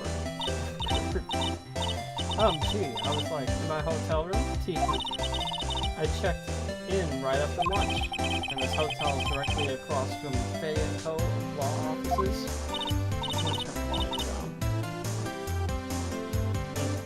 That's right, big boy. Please testify to the court about what you saw.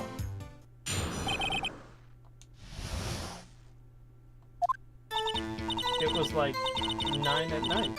I looked out the window, you know? And then, ooh, I saw a woman with long hair being attacked. One attacking her was the mousy girl sitting in the defendant's chair. And then the woman, like, dodged to one side and ran away. But that girl, she caught up to her, and she hit her.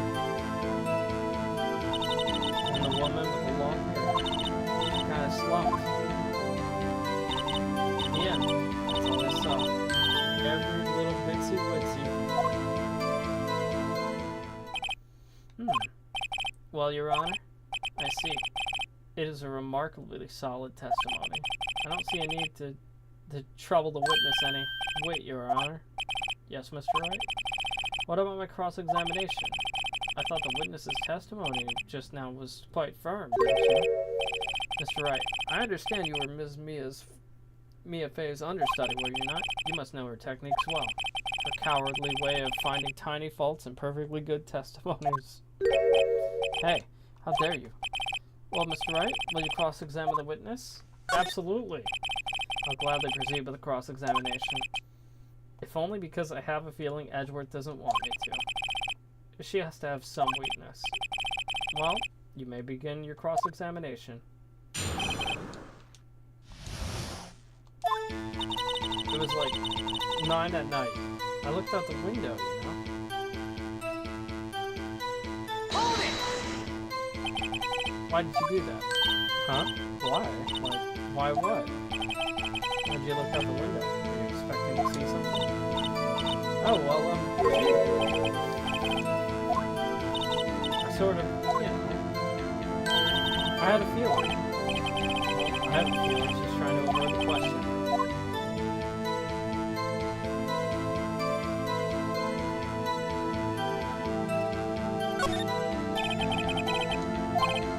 Surely you must have had a reason to look out the window at that time of the night. Alright, Objection! Mr. Wright, I will not have you badgering my witness. Badgering? You insist on needling her with trivial questions. I really don't think it should be allowed. Order. Mr. Wright, you have been warned. Poor girl, what about poor me? You looked out the window, what did you see next? And then, oh, I saw a woman with long hair being attacked. Hold it! The woman with the long hair. That was Mia Fey? Mm-hmm. Slender, sort of. Well, some people might say pretty, if that's your thing. And the person attacking her? The one attacking her was the mousy girl sitting in the defendant's chair. How do you know she was the defendant? Well, you know, she had a girlish physique. Women know these things. Look, I just know it. There's only one person at the scene of the crime with a short, girlish figure. Testimony is bulletproof, Your Honor. He's right.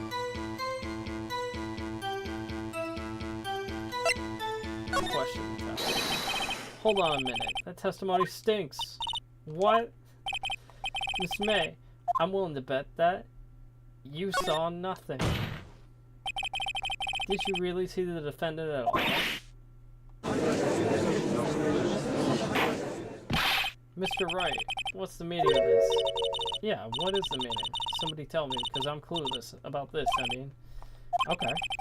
If you had really witnessed my client Maya Fey, you would have noticed her clothes before noticing her physique. No one wears clothes like this on a daily basis except her. And I'm no expert on fashion, but her hairdo looks far from normal to me. However, this testimony means neither of these things. Mentions neither of these things. The testimony is bogus. But still, we don't know if she was dressed that way on the night of the murder.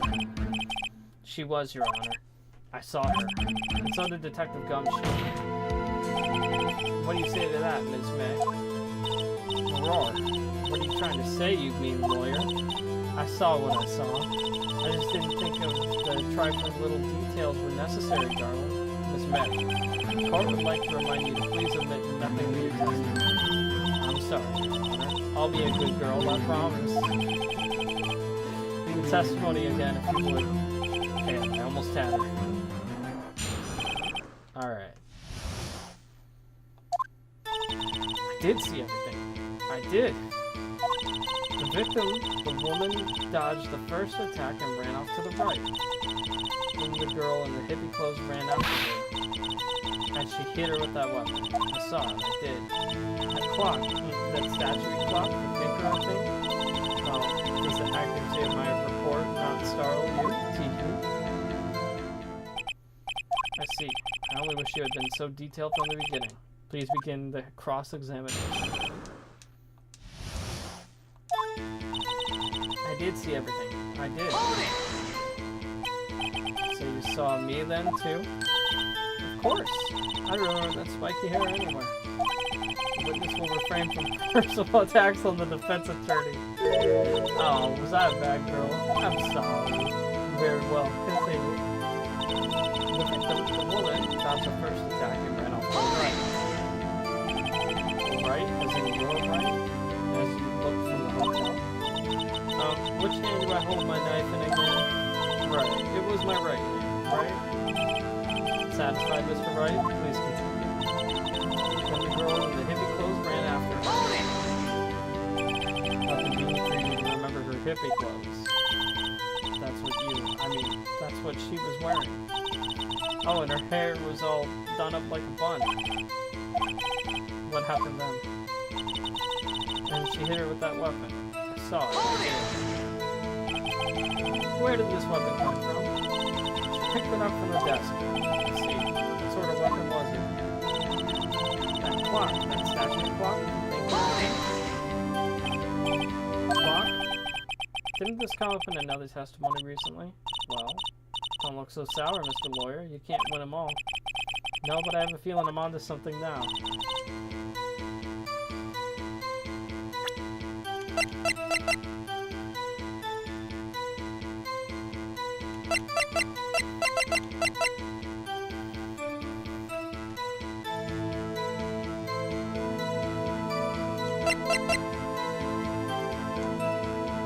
Let's present it. Miss May, what you said just now was quite revealing. Revealing? Ooh, you'd like that, wouldn't you, naughty Mr. Lawyer? You just said that this statue of the thinker was a clock, but there's no way of knowing that but just by looking at it. Another person in the same position as you recently called this a clock too, and he was found guilty of murder. Order. Miss May, can you explain how you know this was a clock? Objection! The witness saw the murder with her own eyes. That's all that's important here. The defense is trying to confuse the issue with trivial concerns. Yes, of course. You will withdraw your questions. Objection! The questions are all I have, Your Honor. As you may recall, I've caught murderers with these questions before. Well, only once. Objection sustained. You may continue to question the witness. What? So, what happens now? What happens now is you answer my question. How did you know it was a clock? What? That's... because I heard it? Yes, I heard it every time. So, you've been to the law offices of Fay & Co.? No. Hey, I didn't say that. Why would I go there?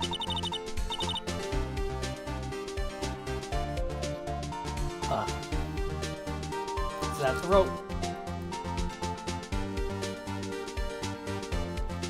All these words coming out of my mouth. I heard it from my hotel room. Law offices of Fay & Co., where the marriage took place, is very close to the hotel. She could have easily heard the clock. Oh, Mr. Wright, are you satisfied? No, Your Honor. I can't give up now. I'm not satisfied because it couldn't have rung. Your Honor, members of the court, it is inconceivable that clock in question rang. Because it's empty. The clock is missing its clockwork. How could you possibly? Just take a look, right now. Oh. See anything interesting, Your Honor? It is as the defense says. This clock is missing its clockwork. It's quite evident.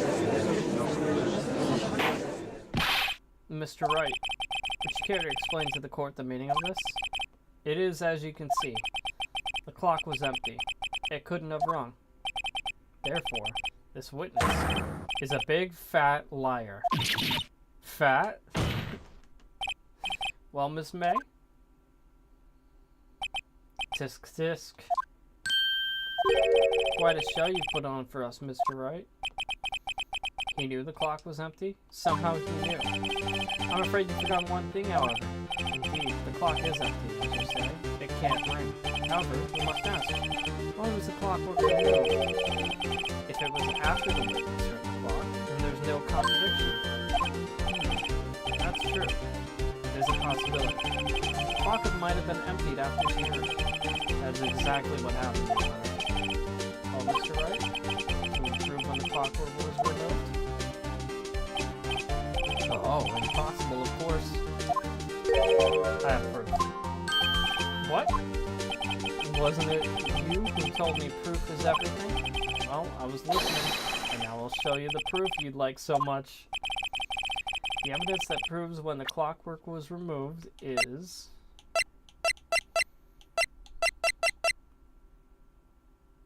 should be in the phone call right here.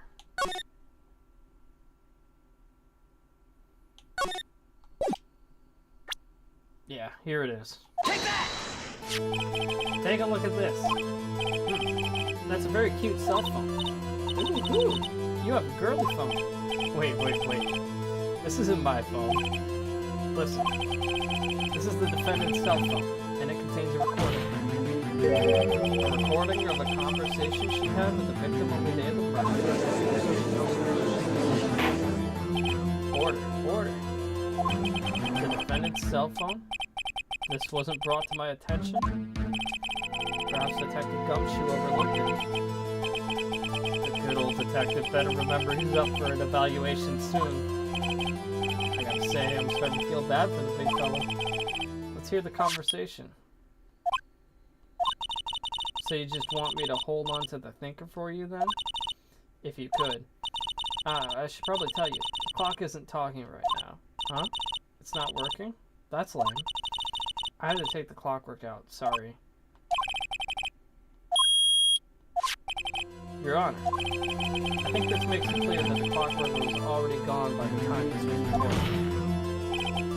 Which was well before the witness even arrived at her hotel. Well, Miss May, would you care to explain this to the court? Just how did you know the weapon was a clock? Hold on.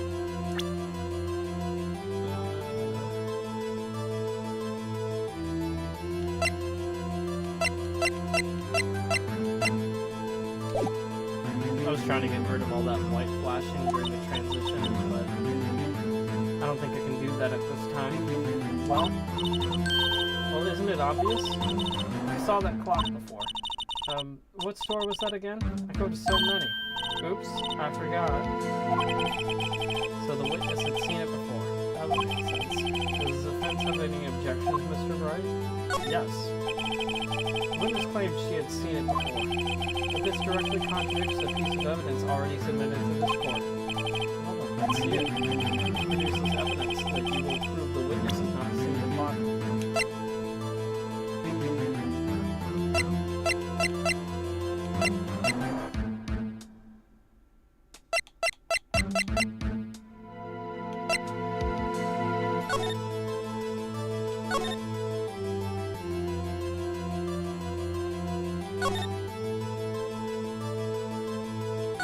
It's not in the phone call.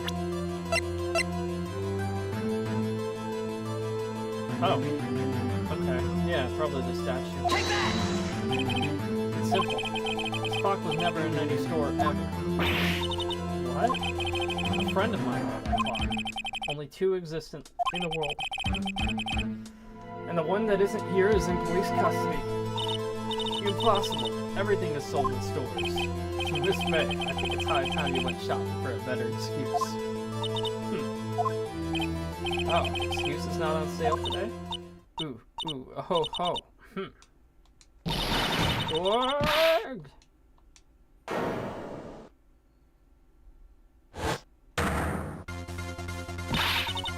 What's it to you, porcupine head? That stupid clock doesn't matter, okay? You did it. And she could die. She should die for it. Die! Whoa! Let's not get ahead of ourselves. This is a court of law. The witness will remain calm. Her. Oh. Silly me. Did I, lose it? I guess I did. Teething. Miss May, let me ask. Tell me, how did you know the weapon was a clock? Oh dear. Does the defense have an opinion on this behavior? Okay, this is it. Yes, Your Honor. Allow me to explain how I see the truth in this matter. Safe old man. You knew the weapon was a clock because you yourself held it. Miss May held that very clock in her hands. Right. When was this?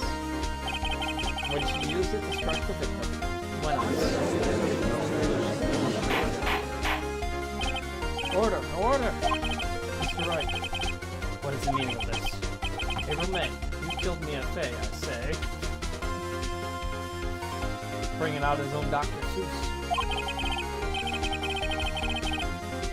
And when you struck, the force of the impact made the thinker ring. That's when you heard it. Objection! Tisk, tisk. You truly are a work of art, Mr. Phoenix Wright. What's that supposed to mean? It was you who just proved the thinker was empty. Of course it wouldn't ring. What's more, the witness has a rock-solid alibi. Ms. May, perhaps you could explain to the poor, misguided Mr. Wright that you were in the hotel at the time of the murder? She can't prove it. She did it. It would be my pleasure. No way. Yes, wait, Mr. Lawyer. Didn't the murder take place at 9 at night? Gee, that's the exact time I ordered some room service from the hotel bellboy.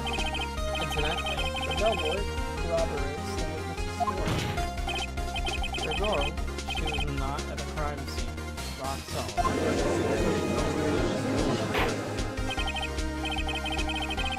Mr. Wright, you just made a serious accusation against a perfectly innocent woman. Sorry, Your Honor. If that's the case, how did she know the thinker was a clock? Wait, Your Honor, I figured it out. There is one other way this able man could have known it was a clock. One way alone, and I have proof. Well, proof, you say? And the court will examine your proof, Mr. Wright. How did the witness know the thinker was a clock?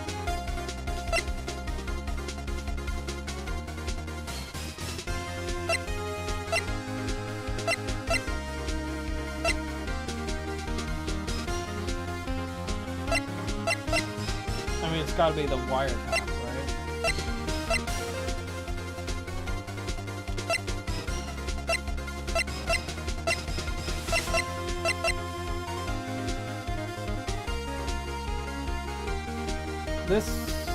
right? I'm nervous about presenting this, because this could go horribly wrong, but this seems like the appropriate time to bring it out. Take that! Have a look at this. Oh. That? I found this in Miss May's room.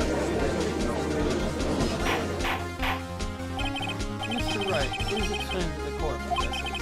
Miss April May, you were tabbing the victim, Miss Mia Faye's phone, were you not? Ooh. Your Honor, this is irrelevant. I'm not entirely sure that it is. Objection overruled. It troubles me that our witness was in possession of a wiretap. This is outrageous. Does the defense truly claim that the witness was tapping her phone? Uh-oh. Uh-oh.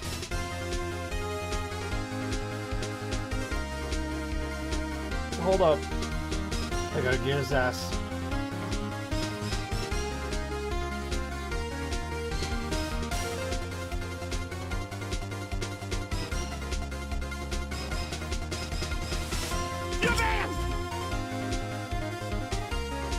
Notice how those bots always show up on Twitch and not on YouTube. I find that interesting. Absolutely. But if that was the case, which it's not, do you still have to prove one thing? Did the victim ever say that the weapon was a clock on the phone? Can you prove that? I think not. Oh yeah? I think I can. It's simple. What? Here's the proof. Proof that the victim said on the phone that it was a flawed. It's right here.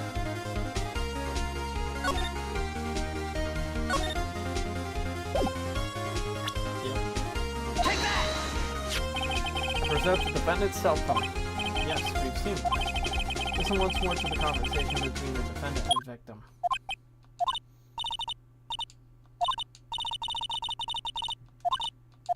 It's a clock. You used a wiretap to listen to the conversation. That's how you knew the finger was a clock. Am I wrong? Objection! Your Honor. This is ridiculous. Your Honor, look at the witness's face. Does she seem amused to you? The defense demands an answer. Witness, answer the question. Did you tap her phone? Shut up, all of you. What gives you... I missed that. You lawyer.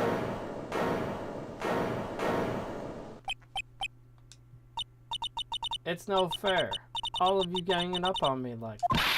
Oh, so I'm the bad girl? Is that it? Uh-huh. Oh, that really did it. The court's seen the real Miss April May now. Now to deal the final blow. Why the wiretap? Miss May, why did you tap her phone? Answer the question. Do I have to? Isn't this a murder trial? Isn't tippity tapping irrelevant? Miss May, you were tapping the victim's phone. I hardly call that irrelevant.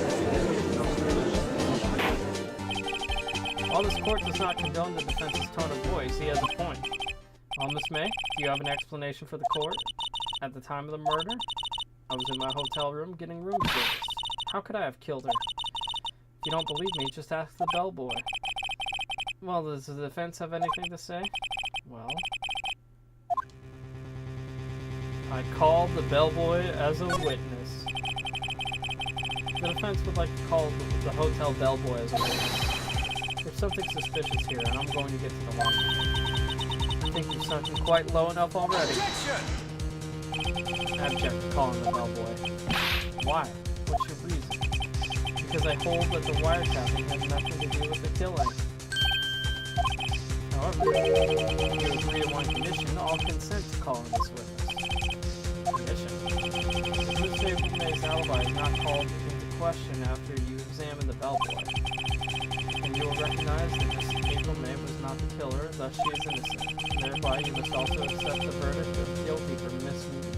Maya Fay as my condition. Better find something suspicious in that bellboy's testimony. Otherwise, Maya will be declared guilty on the spot. Alright, I got nothing to lose, except for everything. Understood. I accept the condition. Fool. Fell right into my trap. Uh-oh. Very well. Court calls the hotel bellboy to the stand. I believe we're ready for the witness to testify. He certainly does look like a bellboy. Yes, sir. I received your summons in the middle of work, sir. Happy to be of service. The G set looks rather heavy, so without further ado, the witness may begin his testimony. Very good, sir.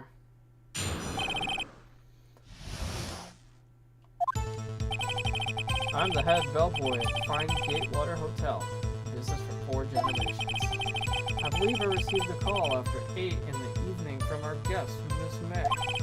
She asked for an iced coffee to be brought to her at 9 on the dot, sir.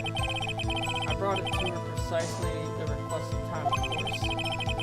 And I delivered the iced coffee to our guest, Miss May herself.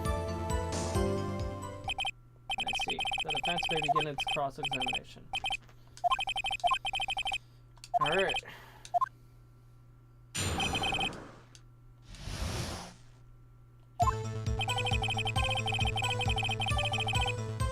Hold it!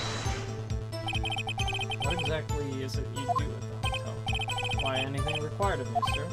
Check in guests, check out guests, clean rooms, make beds, I have a delivered room service, sir.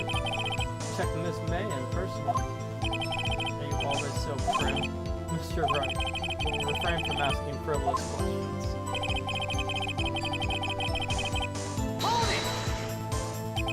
Are you sure it was Miss May on the phone? Absolutely, sir. How can you be so certain? I checked Miss May in personally, sir. Not only did I see her sudden radiance, but I also heard her voice. And then I saw them. Sir, point being, I remembered her quite well, sir. Yes, what then? She asked for an iced coffee to be brought to her at 9 on the dot. 9 on the dot, you say? Yes. I confirmed that detail several times. She was watching a program on the TV and wished to drink after she finished. 9. The time of the murder. Brought to her precisely the requested time. Precisely 9 though? Precisely. Exactly and most definitely, sir. How can you be so sure? This man was quite insistent that it be brought back. Oh, bellboy, TV, I'd like iced coffee at exactly 9. Something like that, sir. Therefore, I knocked on her door at the crack of 9, sir. Why don't you be so particular about the time?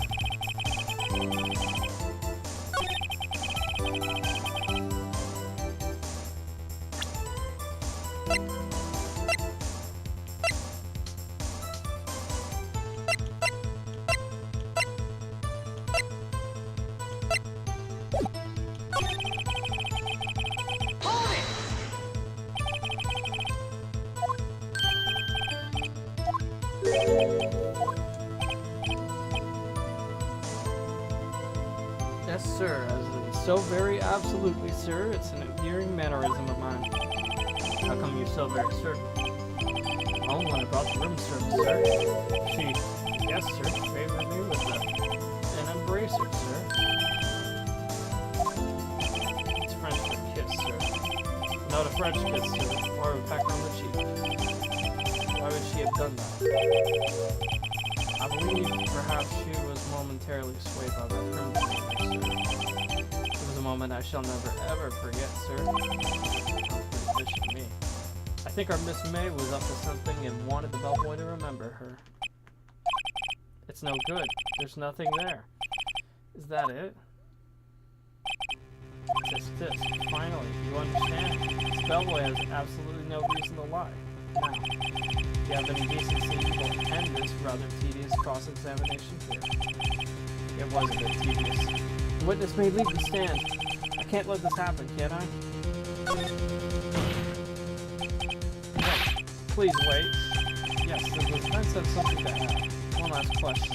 Let me ask one last question. Your Honor, I must object. This charade of justice has gone on long enough. Now, Mr. Ashworth. Alright, Mr. Wright. I'll give you one more question, that's all. Okay. This is really it now. This is my last chance. What do I ask him about?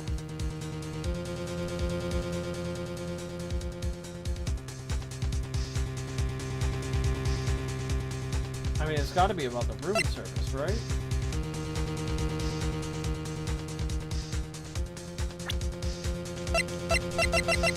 I don't really have anything here.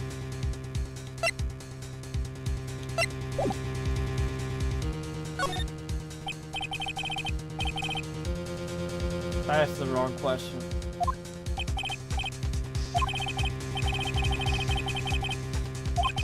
Room 303. Requested iced coffee. $18 is the charge, I recall. $18? Doesn't that seem a bit expensive? Yes, well, iced coffee for 2, you know? We don't skimp on the ice, sir. What did you say? What did you say? Rather quite. Bellboy, tell us the truth now. Was someone else staying in Miss May's room? Objection! Objection. That was objectionable. Objection on the rule. The witness will answer the question. Why did you not mention this in your testimony? Well, sir, You didn't ask. Nice try. That's the sort of thing you're normally supposed to mention. Oh yes, quite. It was good barista there, Mr. Edgeworth, too. He asked me not to mention it if I wasn't specifically asking. You fool! I've done it. I've won. This April May checked into a twin room with a man. Correct? Oh, the bellboy would have revealed it regardless? Okay. Yes, sir. Well then, when you brought the room service, you didn't see the man in the room? That's right, sir. Well, that's cool of them to at least, like, not let you lose on any of the options. You know what I really want is, I'm really tempted to add a blurb for Gilbert Gottfried saying "you fool." He did a very famous take on Hollywood Squares.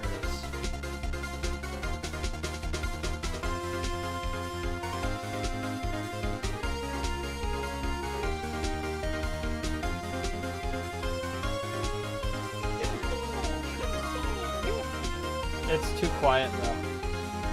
You can't hear it.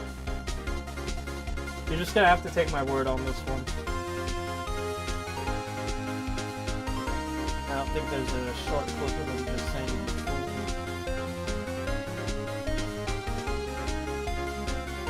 But it's a very good segment. You fool! You can like barely hear it.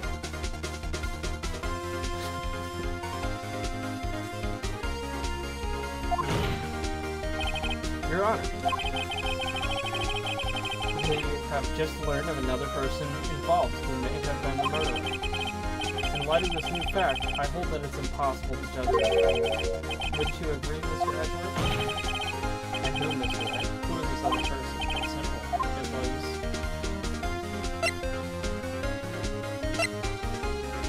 It was the bellboy himself.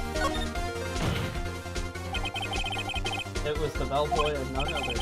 Well, this comes as a surprise, Your Honor, Mr. Wright. It was the bellboy who confirmed Miss May's alibi. And this in turn confirms the bellboy's alibi. He was in the hotel. Well, sure, you put it that way. And I do put it that way, and I trust you will too. But what if they were in cahoots? You have evidence of this? No, Your Honor. Mr. Wright. Sorry, Your Honor. Give me one more chance. Okay. Then it was the man with Miss May? The man who checked in with Miss May? Your Honor. As it has been previously revealed, Miss April May was tapping the victim's phone. Yet Miss May herself has an alibi at the time of the murder. However, it was not clear the man that was there. The bellboy saw no one else in the room at the time of the murder. What a convenient little setup, but it's too late. Too late. I suppose he's likely it was too late, wouldn't he? After all, it was you who hid the presence of the other man from this court. Upstart. Amateur. These accusations are ludicrous. Enough. The court acknowledges the defense's argument. I expect the prosecution and defense to look into this matter fully. Am I understood? Yes. Yes, Your Honor. That is all today for the trial of my affair. Court is adjourned. Oh. My throat.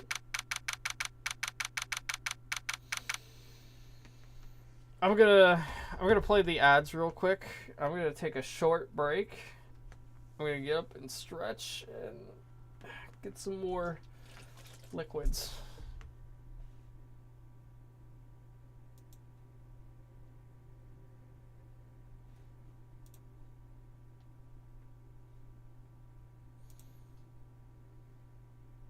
Let's see if I can play a different song here.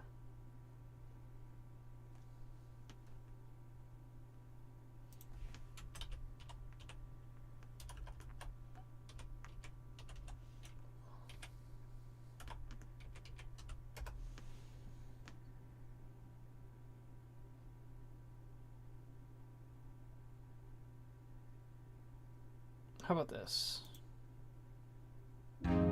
Yeah, there we go.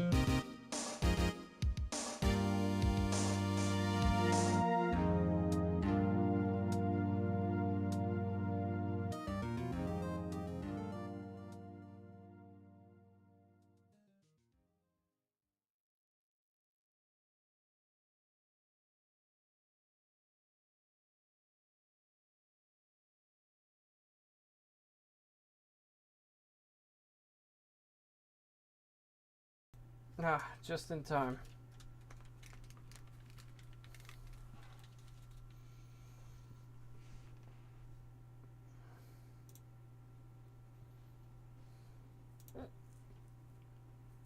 And we're back.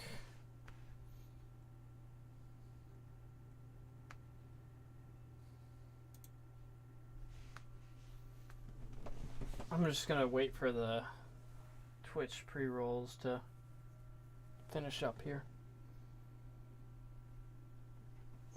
It's about 10 seconds. Let me know how the audio balance is, by the way.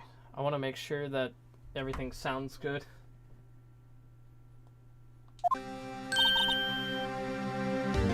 Mr. Wright, you were amazing. I think I might be your newest fan. Oh, I was just doing my job, you know? And again, that other attorney was pretty cool too. Huh? Face of his eyes wide, his trembling lips. It sent shivers up my spine. So what happens with me? Do I get to go home now? Well, no, I don't think so. Not yet. Oh, I see. But I got a great lead in today's trial. A lead? That man with Miss May. He's the key. Oh, I get it. What happened to Miss May after that raid? I heard they arrested her. I guess she's learning her charms won't work everywhere. She's probably at the detention center. I may have to go down there later. Anyway, this case is far from closed. Yes, sir. I'm going to find out more about this man. Do you think he was the one who... Maybe so. Sis. Don't worry. I'll find him by tomorrow, I promise. I'm counting on you. I asked for a full record of April May's testimony. I thought it might come in handy during the trial. Now that I have it, I'm not so sure. Most of the testimony was all lies. The part that hasn't been stricken in the record. The victim dodged an attack and then ran to the right, but she was caught and struck. I don't know how much good this will do to do me at all now. Anyway, time to hit the pavement and do some investigating. Maya doesn't belong in a detention center, and it's up to me to set her free.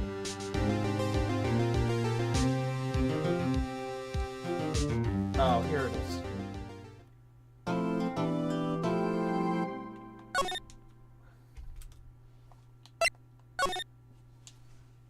Alright. Day 2, investigation. Well, hello. I didn't expect anyone to visit me in such a dank place such as this. It's really quite moving. Not, you stinking lawyer. I hope you die. Have you come to laugh? Yes, laugh at the fall of Miss May? No, not really. There's something I wanted to ask. Unfortunately, there's nothing I want to be asked. Haven't you done enough questioning, you spiky head? Here we go again. Please, you're scaring the security guard. So, what is it you wish to ask of me then, For starters, how did you get to be so totally whacked? About the man who stayed with you in your hotel room. Can you tell me about him? Where is he? Come on. No way, Jose. Maybe if I had something to get her to talk. Why did you place a wiretap on me this phone? Oh, when you say it like that, it sounds so cold. So criminal. Tapping people's phones is a crime this way. Oh, and I suppose you learned that in lawyer school. Creep. This woman is impossible to talk to. Say, why are you so angry? I mean, you don't look like a bad guy. Ooh, that does it. Bottom-feeding scum-sucking lawyer. Bottom? I can't tell. Does she have a thing against lawyers or just against me?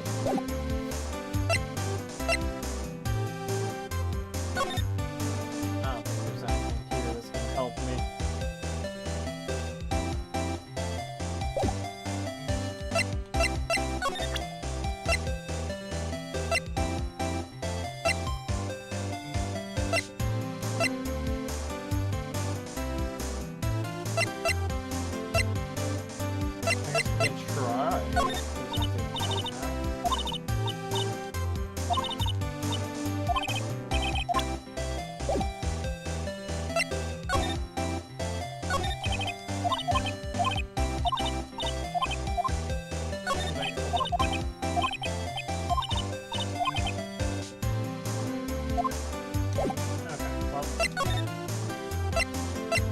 Explore elsewhere. Do we check the hotel? Ah, welcome, sir. Quite the performance today, if I dare so say myself. Say so myself. Sorry for putting you on the spot like that. No, not at all, sir. Your efforts today can only help the Gatewaters rep, as they say. Rep? Yes, our reputation will swell as the hotel where the murderer used a wiretap. We can charge a premium for the room, of course. It will be great for business, sir. Whoa, Miss May hasn't been charged with murder. I, too, will become famous. The bellboy who brought the murderer iced coffee. Why do I feel like we're both stuck in the same bad dream? So, you are our honored guest. Please let me know if there's anything I can bring you. About Miss May. Oh, her? Sir, not the most, but I knew the moment I saw her. She'd do it, I said. Do what? I'm starting to think the most suspicious person here is this guy. I wanted to ask you about the man who was with Miss May. Oh, yes. He struck me as a real lady killer, if you pardon the expression. I knew it from the moment I saw him, sir. He and I are of the same ilk. We both carry the scent of danger. There we are in total agreement, Mr. Psycho Bellboy. If you had a photo of that man, I'm quite sure I could identify him. Did you tell me about this hotel? Absolutely. And on the subject, I have an excellent idea, sir. Currently, this hotel is known as Gatewater. I propose we add a subtitle. The Gatewater Hotel, Murder Manor. What do you think? Sounds great.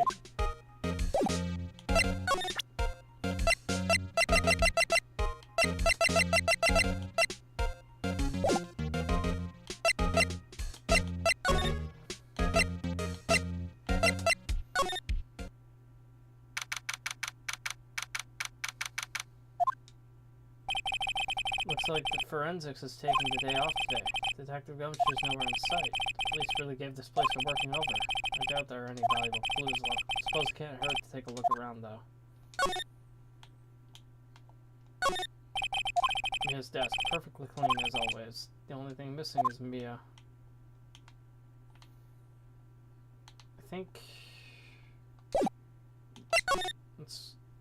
Can we move into the other room? No.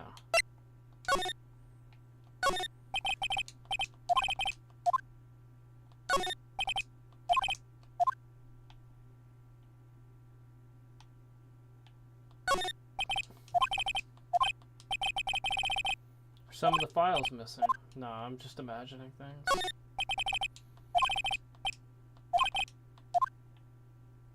Okay.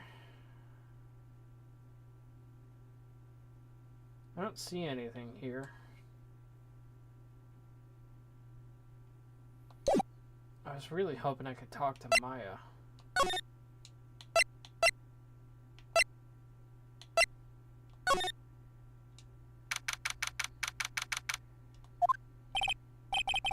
Looks like Grossberg is out today. Yeah, maybe he's avoiding me for some reason.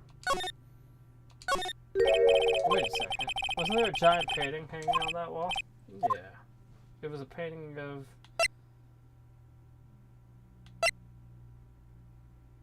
fishermen. Wasn't it? It wasn't a very memorable painting anyhow. What's this? Old photos.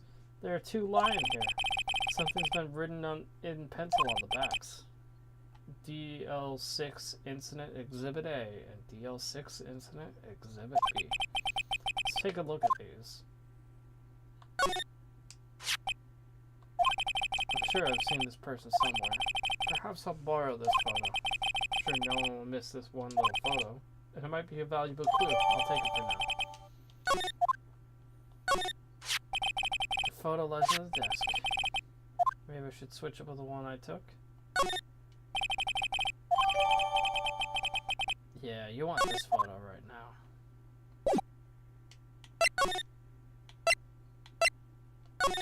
Let's go present that to the bellboy. Take a look at this photo. That's him, detective. I'm the lawyer. Oh, I know that. I just wanted to say detective once. You know how it is. No, I don't. Without a doubt, that is the man who checked in with Miss April May. How about I write an affidavit swearing that that's him? An affidavit? This guy's way too excited about this. Yeah, sure. Go ahead. Write it. Well, sure. Why not? Yes. I've always wanted to write an affidavit, sir. From henceforth, I will be known as the bellboy who swore the affidavit. Straight up and write it. The bellboy's affidavit describes the man who stayed with Miss May at the hotel on the night of the murder. Not even Miss May can play too dumb. Can play dumb to this. Affidavit? Affidavit? I don't know how to actually pronounce that word. I've only seen it in writing. But we should probably show that to Miss May. You again. Can't you take a hit and stay gone? Hey, the only reason I'm back here is because you won't talk to me. Oh, so it's my fault now? You don't just have spiky hair, you also have a spiky heart. That does it. When this case is done, I'm shaving my head. Just present it. Have a look at this. Look, I've said several times I'm not telling you. Where did you? Haha, a reaction. This is him, isn't it? What? Who? When? Why? It is him. This is the man who stayed in your hotel room the night of the murder. No, that's not right. Nice try, Ms. Cooperative. You have any proof it was him? Yeah, proof. Show me proof.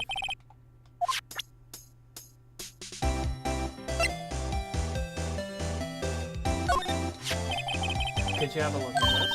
What's that? The bellboy's affidavit. It tells us everything he saw. Such as the man who checked in. It was most definitely this guy. Now I'm getting somewhere.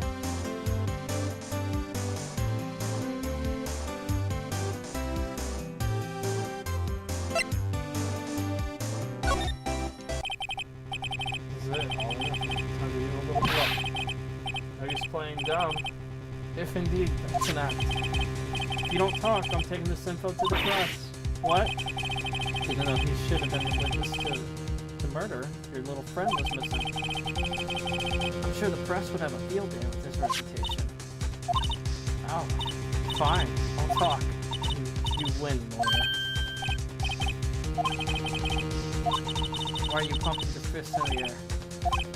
Now, tell me about the man you were with. That man, he's my boss.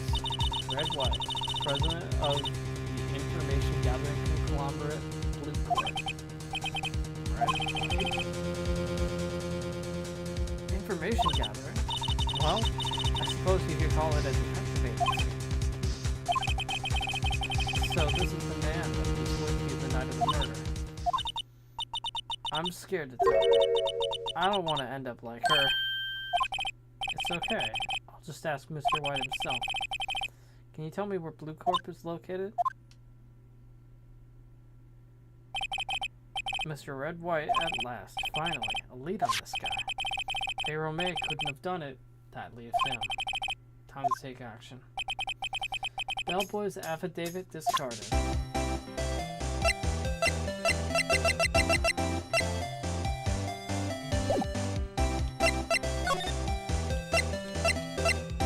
Let's go to Blue Corp.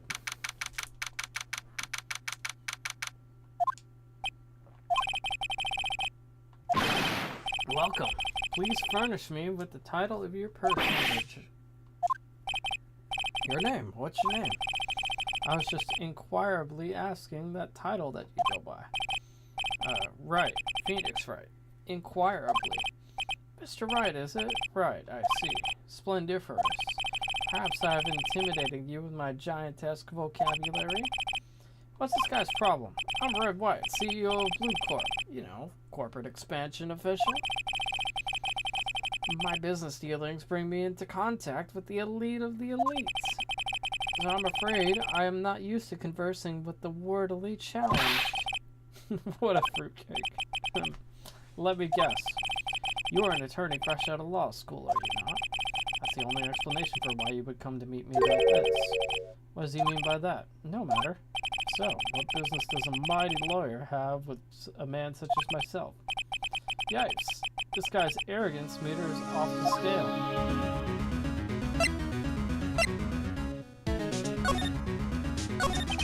Miss May is an employee of Blue Corp, is she not? Correct. She was my secretary. What a shock it was to hear what she has done. What she has done. Indeed, she is paid to answer phones. It is not in her job description. She does gather information for us as part of her duties, but I assure you, we do not condone illegal methods. It is inevitable that she would do this. Sounds like he's trying to turn Miss May into a scapegoat. On the night of the murder, were you in April May's hotel room? You can say, I seldom pay attention to mundane details, such as commonplace. My motto is, don't worry, be happy. Still, Mr. White, the hotel bellboy has stated on record that he does remember you very clearly. No matter, the bellboy can say what he pleases. I still won't talk to you. You want me to speak? Put me on the witness stand. Although I doubt you'll be capable of doing that. Here's a good question, actually. Why didn't the prosecution call him as a witness? They should have seen the same thing as April May. Oh. Courts. To me, they are mere toys, playthings for my amusement. What kind of company is Blue Corp anyway? Ah, excellent question. We buy and sell various kinds of information. We are a company of the future. You might say we are the future. Sell information. In just 10 years, I've built this business up into the grand office you see now. Ah. In case you were wondering, Blue Corp is named after the color blue. I, Red White of Blue Corp, and founder and CEO, named it so. Why, you ask? Because I like the color blue, of course. Fantabulistic, is it not? There's something there that's been bothering. Yeah, what might that be? The big painting on the wall over there. When did you get that painting? no idea. I forgot. I've seen that painting before. Yesterday. Why do I find that painting here today? Mr. Wrong, was it? Right. It appears you did not fully grasp your position here. Ask again. Who are you? A lawyer? No, my feeble friend. A mere lawyer. Worth nothing. Zilch. Zippo. Nada. Just like that sorry excuse for an attorney, Grody Burger. What?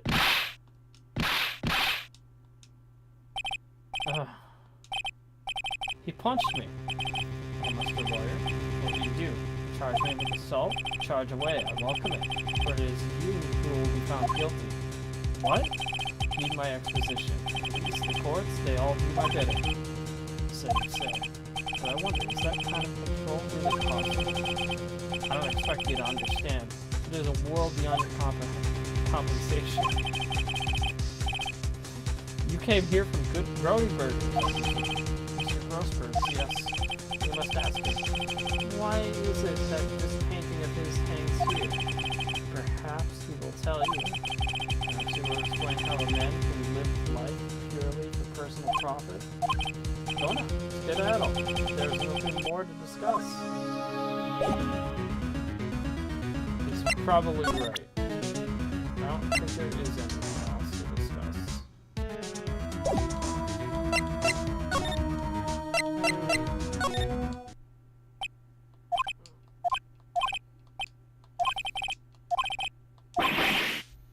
Jumping Jehoshaphat's!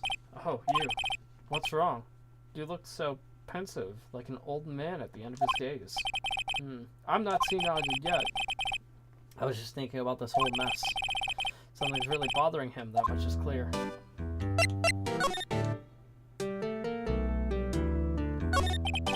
So you came to see the trial? Yes, I did. Something was bothering me last night, you see. I couldn't get a wink of sleep. What was that? Well, you see, it's just Mia's sister, that poor girl. My boy, I owe you my thanks, truly. I don't know what I would have done if things had gone poorly for the girl. As before, but why did you refuse her request for defense? I think I have a right to know. Right, Mr. Wright? No, I'm sorry. It's just, I need more time to think about it, my boy. He does seem troubled about something. So, I paid Blue Corp a visit. I see. Mr. Grossberg, I have to admit, something has been bothering me. Oh, what is it? Well, out with it, my boy.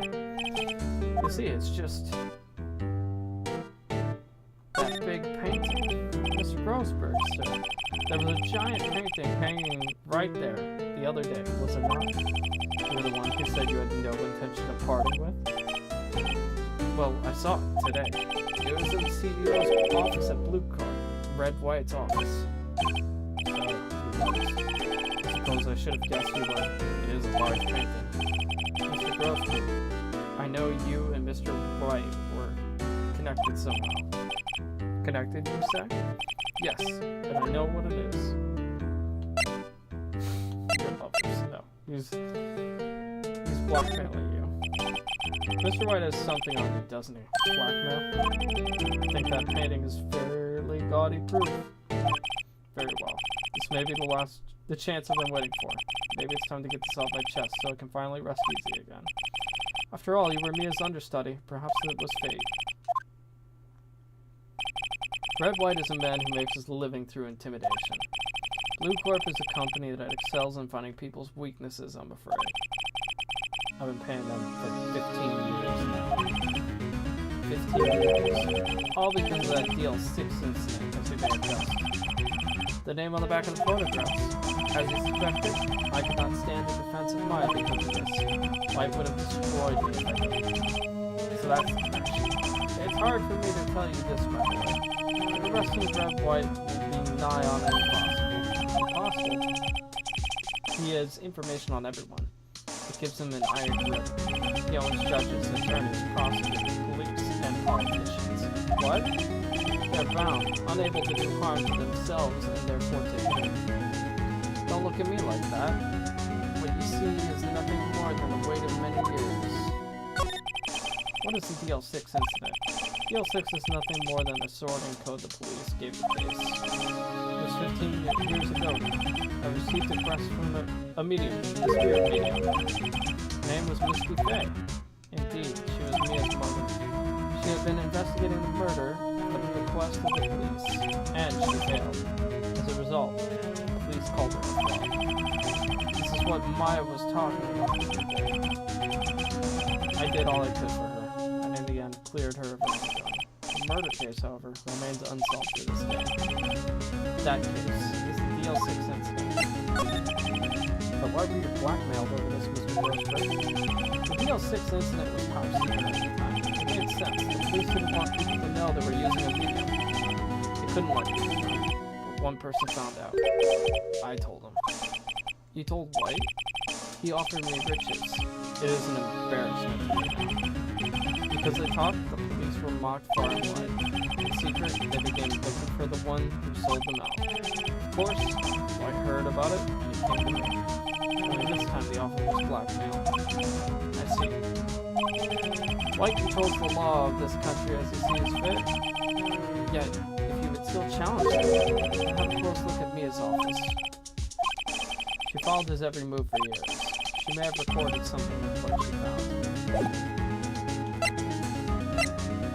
Okay. Actually, hold up.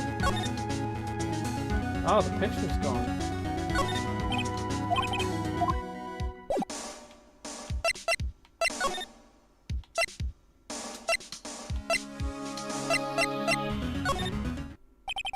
It's funny. Looking at this room, it seems so normal. Hard to imagine a murder took place here. Mr. Grossberg said there would be clues. Maybe I should have another look. Like the missing case files?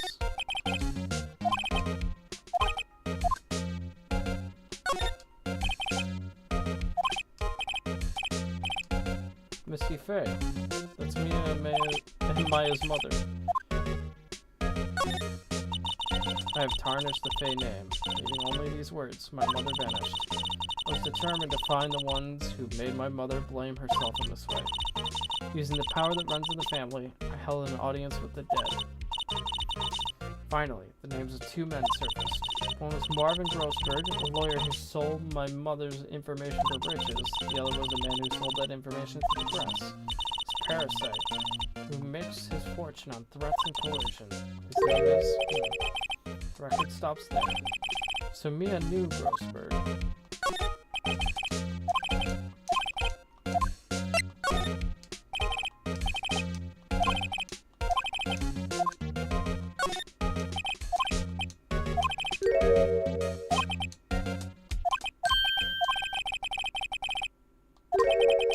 White. This is Mia's handwriting. Mia thought he was involved in these. White drove them all to... I can use these newspaper clippings. Let's find the most disturbing one.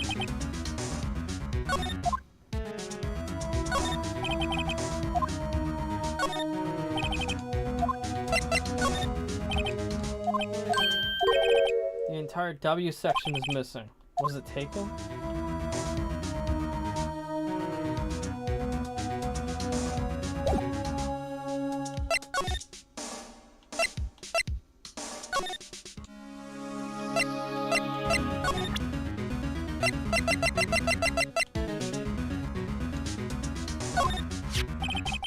Found this in Mia's finals.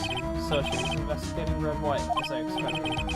Well, if you wanted to challenge him, he'd present this in court.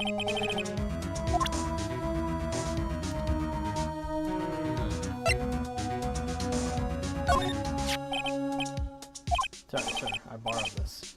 Ah, so it was you, my boy. Who is this man? I'll be needing that back now.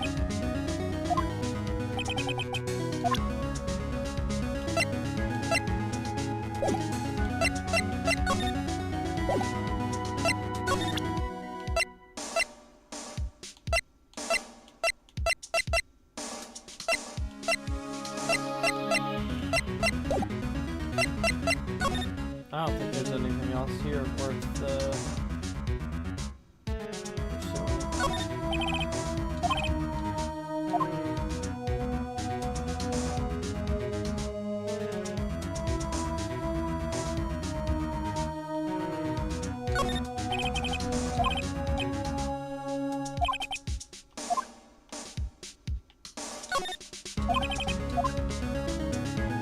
Yeah, I don't think there's anything else here.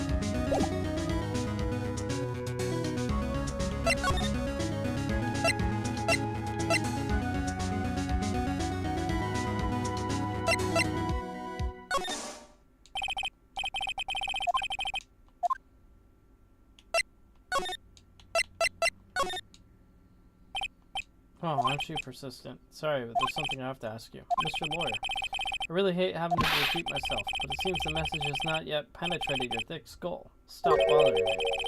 If you try my patience any further, I fear a nasty accident may occur. Do I make myself clear? Okay, well, let's at least examine the room.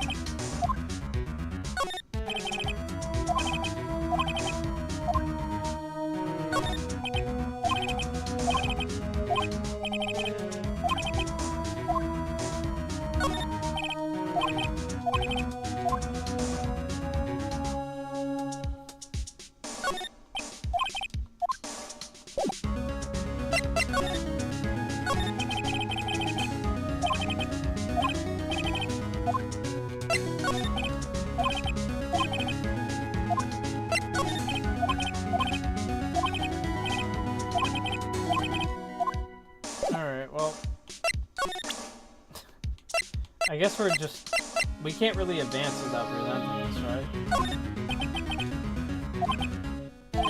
Mr. White, see this? It's an article describing the suicide of a politician. He was embezzling secret government funds. One day, word got leaked to the press. The very next day, he took his own life. And this concerns me highly. I found this article in Mia's office. Miss Mia. She had a file filled with articles like this. Every one of them was labeled with a single word. White. Mr. White, I know what you did to this politician. Blackmail. You were blackmailed. Blackmail? Not just him, neither. You were threatening and coercing hundreds of others. You were involved in all of the suicide cases that Mia investigated. This company is built on blackmail. I'm right. What a bizarre accusation. You must be wrong. What is it that you should be doing now? Investigating me? No. I think not. You should be searching for the one who killed Miss Mia. Secretary's office, hello. Mr. Wrong will be leaving now. Yes, sir. I'll summon someone right away. Wait a second, Mr. White. You're wrong, Mr. White. Excuse me? What I should be doing right now is going after you. What do you insinuate? She was keeping tabs. For this reason, you had April May tapping her phone. Then, when Mia was murdered, and all the documents about you mysteriously disappeared. So, the culprit would be? Even a child could work it out, Mr. White. You did it. Secretary's office. We won't be needing an escort for Mr. Wrong. Instead, please connect me to the public prosecutor's office. Of course, sir. One moment, please. White? Not you? What are you doing calling me at a time like this? Hello, Chief Prosecutor? I've changed my mind. I want to testify tomorrow. What's this about? Only a fake case. I witnessed the murder, you see. And thus, as a very important witness, I would like to testify. What? Why not? I just said you didn't want to go to court. Quiet, too. I told you I changed my mind, didn't I? Oh, and one other thing. Send the police over here right away. This man is standing right in front of me. He looks dazed and could be violent. What? What man? Are you even listening? The executioner. The hatchet man. The liquidator. The killer man. What? Mr. White, this isn't another one of those. Chief Prosecutor. I do not believe you are in position to freely offer your opinions to me, correct? I'm telling you to send the police now. Did I not tell you, Mr. Wrong? You're a mere lawyer. As was Miss Mia. How dare you? I'll point the finger at you, and you will be tried as Miss Mia's queen. The case is as good as settled. No lawyer, any word, will defend you. I have friends in the local lawyers association, see. They'll be given a lawyer so stupendously inept that they make you, even you, look competent. Feel pain. Detective Gumshoe reporting, sir. Ah, Butts. Harry Butts. Right, actually. Phoenix Wright. And my friend's name is Larry. Oh, right. Sorry, pal. Butts was that murderer, right? Detective Gumshoe. I present to you the man who killed Miss Mia Fey. What? Take this despicable human being into custody. Farewell, Mr. Wrong.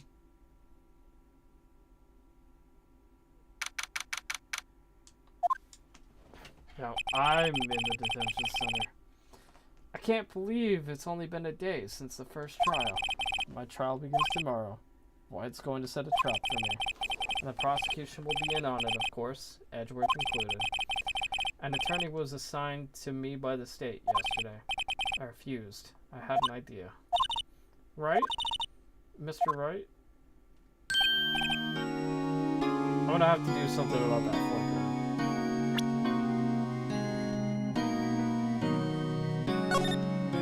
Hold on. It's really getting to me now.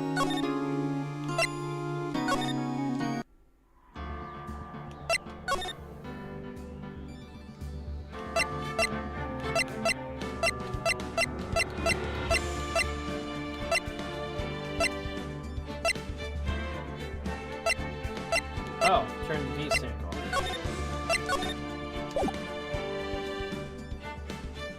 Alright.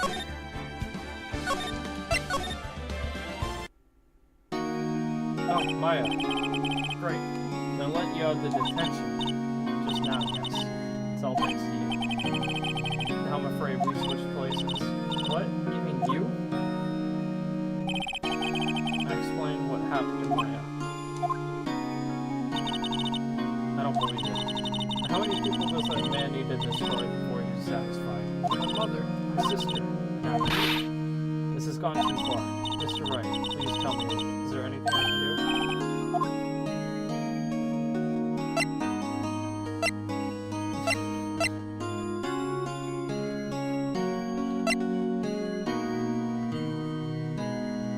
Just cheer me on in court. Well, you can cheer for me in court. Cheer for you? You mean like a cheerleader?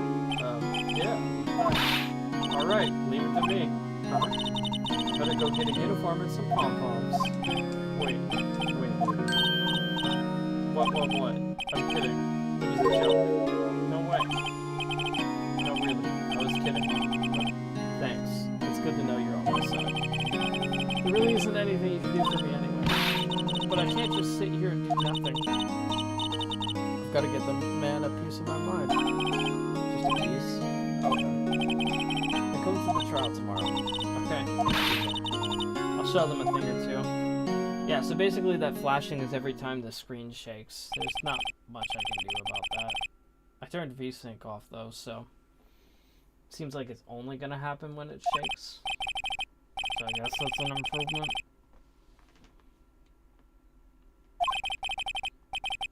Beginning a few years ago, a limit of 3 days was put on initial court trials. Almost all finished in a day. Most with a guilty verdict. I never thought I would end up in the defendant's chair myself for this case. With a true culprit appearing as a star witness. This is it. Tomorrow it's me or him. Alright.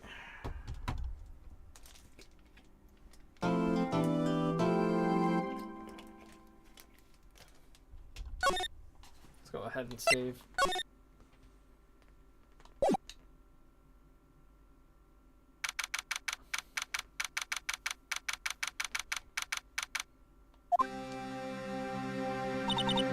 Well, I guess this is it. Yeah. One way or another, this case gets decided today. Ah, Phoenix, look. Prosecutor Edgeworth. I received a call from the chief prosecutor's office today. I was told that whatever Mr. White says today, it will be the absolute truth. No matter how you try to attack his testimony, if I raise an objection, I have it on good faith that the judge will listen to me. What? Does White have the judge in his pocket too? So you're saying I'm going to be guilty of this story? Anything to get me murdered. Anything. Why? Why? How can you torment an innocent person like this? Innocent. How can we know that? The guilty will always lie. to avoid being found out. There's no way to tell who's guilty and who's innocent. All that I can hope to do is get every defendant declared guilty. Inside of my policy. Edgeworth. You've changed. Phoenix, you know him? Don't expect any special treatment from Phoenix, right? Phoenix. Well, court will be starting soon. What? But wait. The defense attorney isn't even here yet. They're not. I'll be defending myself. What? Okay, let's do this.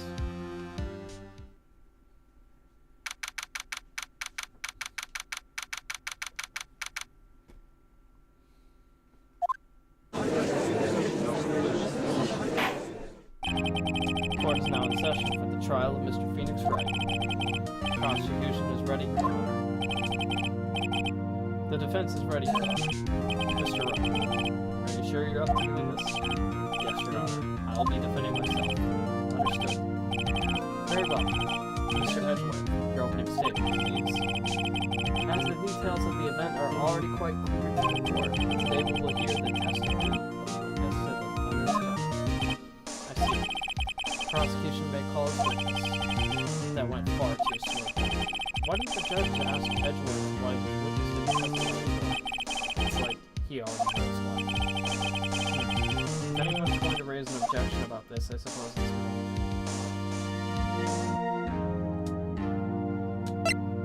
I'm gonna let it go. Forget it. I smell the trap. I would like to call Mr. Red White to the stand.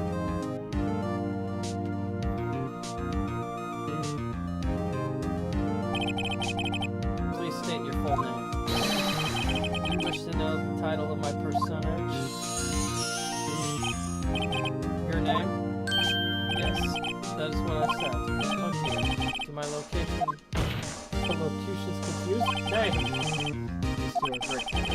My name is Red White, and my friends call me LAWFUL. I am the CEO, or, to use a more common term, the president of LAWFUL. Did you know the victim is Mia Fey? That would be negatory. I did not. You were at the Gatewater Hotel the night of the murder? Correct. And you witnessed the murder from there? I haven't. Why tell you what you already know? Give me your testimony. If I can't rip this guy's testimony apart, I'm done for. I always feel like it's the end of the world and I'm the last man standing. I hope you have made your peace with God, Mr. Lawyer. Let him have it, please. It's nice to see Maya standing by my side. Let's see. It was about 9, I believe. I was quietly perusifying, that's reading to you, some papers by the window. Then I heard a bedlam coming from outside. Surprised, I turned to look at the building across the way. It was dead, I saw. Spiky-haired man attacked me with one of them. Needless to say, the man was none other than I called Miss May over at once. She, too, was flabbergasted, of course. She ran away. You gave chase. Finally, there was a terrible impaction. It was all over. If things occurred as you testified, then I'm afraid the defendant is guilty. Very well, defendant. I mean, Mr. Wright. Your cross-examination. Yes, Your Honor.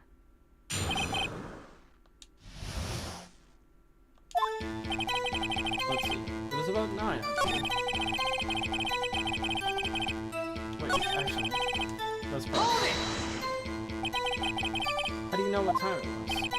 Because I'm always absolutely perfect. No, you're not getting away. You're so mistrusting this lawyer. What was the proper term for secretary again? Anyway, Miss May ordered room service for 9. It happened soon after the room service arrived. That's what Miss May said, too. I don't see anything to gain by attacking Okay, what were you doing? I was quietly perusifying, reading to you papers by the window. By the window, you mean the one directly across from Fay and Co. law offices? Correct. That is the only window you see. And you were there reading papers? Correct. Gatewater is a businessman's hotel, and I'm a busy man who had business to do. Then I heard a bedlam coming from outside. A bedlam? It must have been where you attacked us. You see, surprised, I turned to look at the building across the way. You were reading your papers until you heard that sound. But of course, I know Snoop peeping out of windows at night. Snoop? You made a career out of snooping.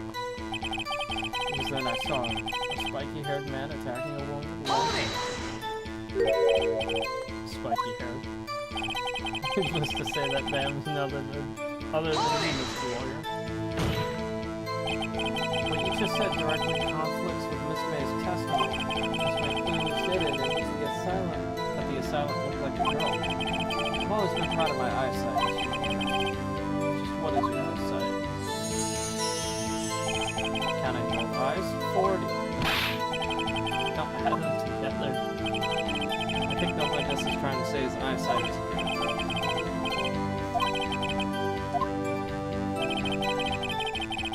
I called Miss May over at once. She too was surprised, of course. What was Miss May doing at the time? She had just finished watching a soap opera on TV and was weeping openly. Did you know she had been tapping the Fay office? Objection! Irrelevant. That has nothing to do with the case at all. I care not. I will answer the lawyer's bold inquiry. Miss May was acting alone when she called the phone with Miss Fay woman. You make a new politician, Mr. White. Oh, I know. After all, I am El Presidente. Please, how many nicknames does this guy give himself? The victim, she ran away, but you gave chase. Can you be a little more detailed about that? I think it's worth knowing exactly what happened. Of course, comprende. I understand. The victim was attacked by you and ran to the left. You gave chase and struck her down. Are you sure? As you know, I'm always absolutely perfect. Perhaps you could change your testimony to reflect this new detail.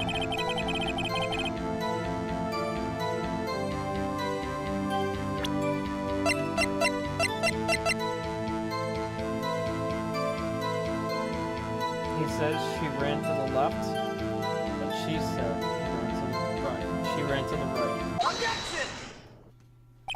Wait right there. Mr. White, you've dug your own grave. What is this? You said the victim ran to the left. That direction contradicts Miss May's testimony.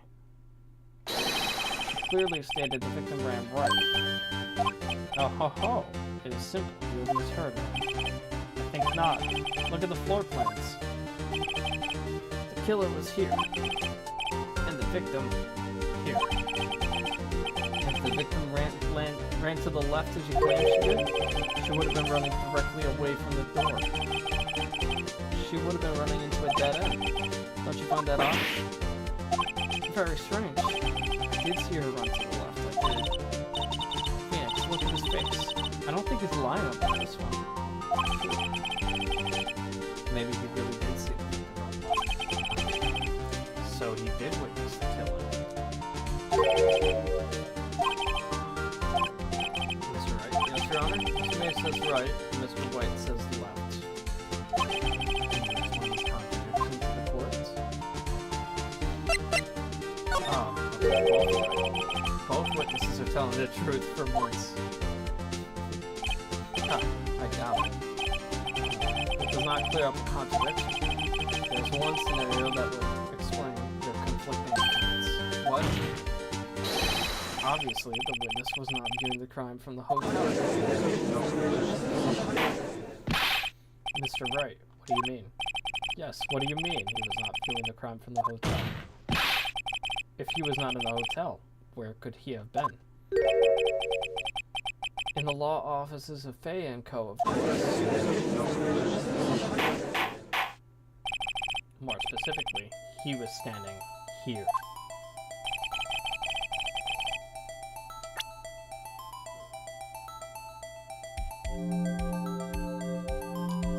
Take that! This is where he was. Look. When the victim ran for the door, he was watching from this point. To him, it would appear she ran to the left. Please, this is no time for jokes and innocence. This is where the killer was standing. Order. I will have order. Anyone disturbing the order of this courtroom will be held in contempt. Mr. Wright, what are you suggesting? Rapscallion. Objection! Postulations of the defense are a distortion of the truth, Your Honor. They do seem a bit far-fetched.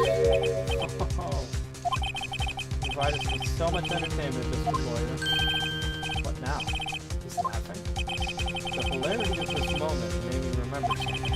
It appears I've been unclear. For this, I apologize. Mr. Your Honor, might I be allowed to testify once more?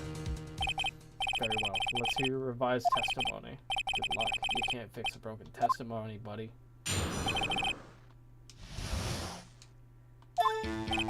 Miss May's testimony was correct, as was mine. When you assaulted the girl, she first ran to the left, and you hit her savagely. That's what I saw. Next, with the last of her strength, she ran to the right. You chased her and delivered the final blow. Well, we already know the contradiction for this one. That is what Miss May saw. See, you hit her twice. Don't you remember, Mr. Lawyer? That does seem to make sense. Will you be cross-examining the witness's testimony? You bet I will. Yes, Your Honor.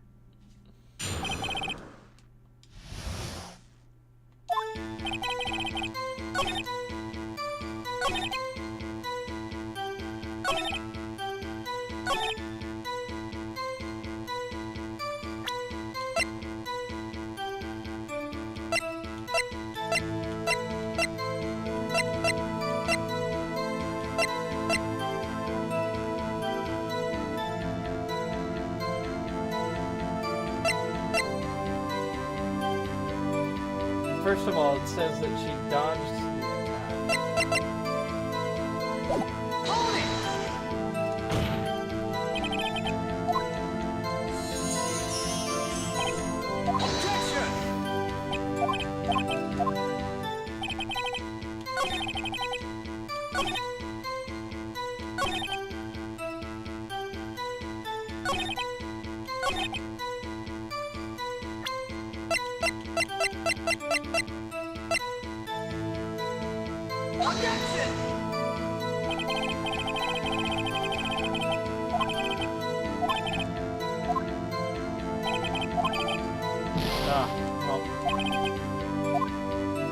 I got that one wrong.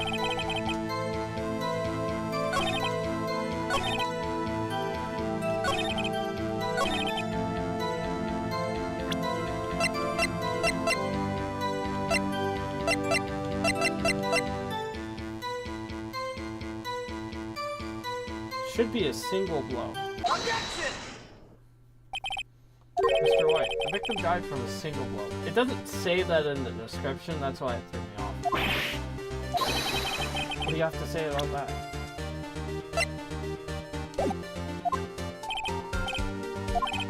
Now's my chance to give what it counts. Mr. White, wasn't it you who told Miss Court you were absolutely perfect? I'll refrain from using this phrase from now on. Your Honor, if you could ask the witness for a new testimony. Witness is obviously confused, Your Honor. I would like to request a 10-minute break. The witness is confused because he's lying. I emphatically request that there be no break. Very well. If the witness would care to revise his testimony. Okay.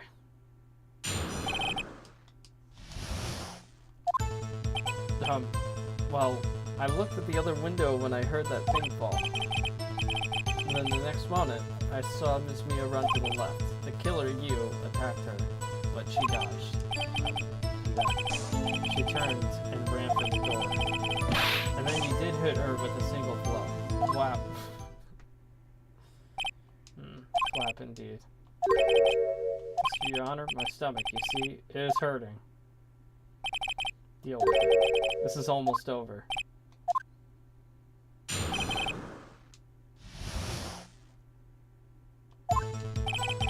Well, see, I looked at the other window when I heard that thing fall. And the next moment, I saw Miss Mia run to the left. Hold it! What was that thing? Flashlight stand. Right, the one that fallen over at the scene. Isn't something about that structure is odd?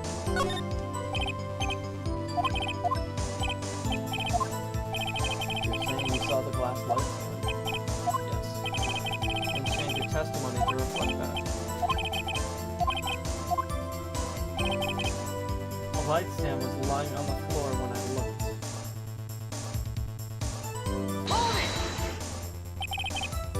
Glass light stand was lying on the floor?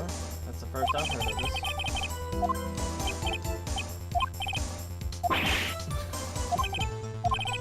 Objection!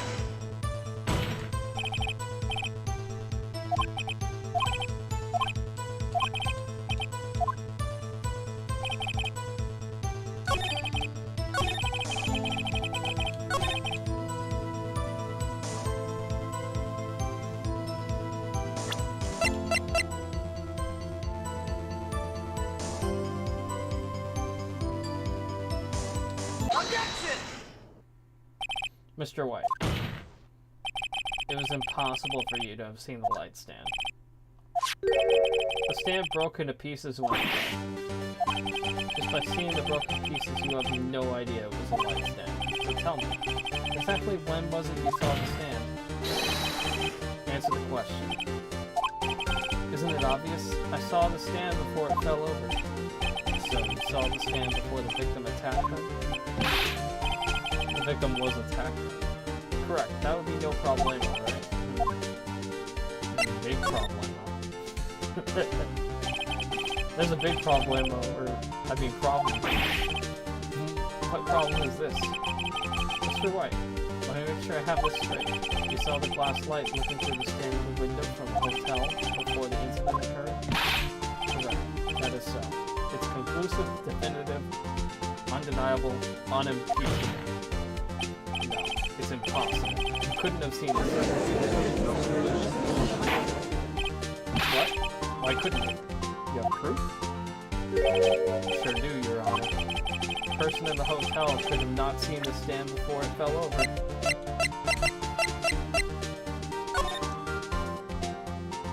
Absolutely. Take that! Look at this. These are the floor plans to the scene of the murder, yes? Correct, Your Honor. Now, look. If you were to look through the window at the office, this is the area you would be able to see. Here. Well, notice that the stand is not even within the visible area. Well, Mr. White, what do you have to say to that? Ridiculosity, Mr. White. Mr. White. If you were in the Gatewater Hotel's plane, you could not have seen the stand before it fell over. In fact, you wouldn't have been able to see it after it fell either. There's no way you could have recognized the broken shards as a glass light stand. So when did you see the stand, Mr. White? It must have been the moment it fell. And the only place you could have seen that from is inside the Fey Law offices. In other words, you were at the scene of the crime when the murder took place.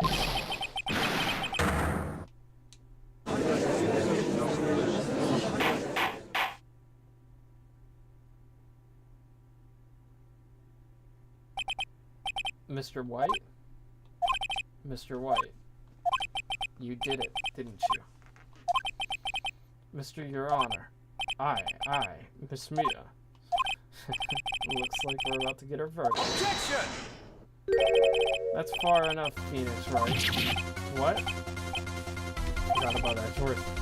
Mr. White, I think the time has come. Shouldn't you confess your crime now? What? said you should confess your crime. Ergo, confess that you placed the wiretap.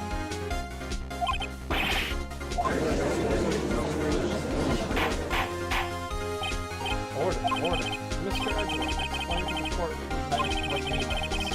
Distinguished members of the court. Mr. White is slightly confused. Allow me to explain.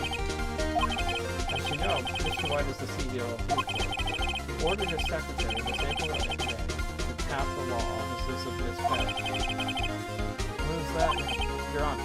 The question is, when was the wiretap placed in the office and by who? No, Mr. White, in order to place the wiretap, you entered Ms. Faye's office. Am I correct? Correct. You are most correct, Mark. Give me a break. Yes, in order to place the wiretap, I reached the Fayette Code law offices. That is when I saw the accursed license. Now I'm confused. Please explain to the court what this all means, Mr. Edgeworth. Gladly, Your Honor. Mr. Phoenix Wright has made his position quite clear. He has determined that Mr. Wright knew the glass can was in the office. He has shown that there was only one time Mr. White could have seen the stand. At the very moment of the murder. Thus, Mr. Wright would like you to believe that Mr. White was the murderer. However, it is the fact that Mr. White had been to that office well before the murder took place. When he went to the place of the murder, he could have seen the glass light stand now. Ergo, Mr. Phoenix Wright's theory is revealed for the baseless conjecture.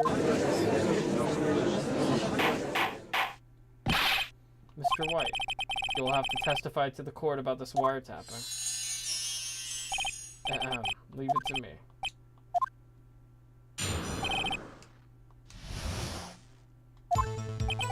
It was the beginning of September, the week before the murder. I had entered Fayette Code law offices. Of course, I had done so to place the wiretap. That is when I saw this glass light stand. So you saw the stand before the night of the incident. And this is how you were able to identify what had fallen over. By the sound? Alright, I'm gonna run the pre-rolls on Twitch. Yeah. Who knows how much longer this is gonna take. I see. Very well, Mr. Wright. You may cross-examine. Good luck, Phoenix. It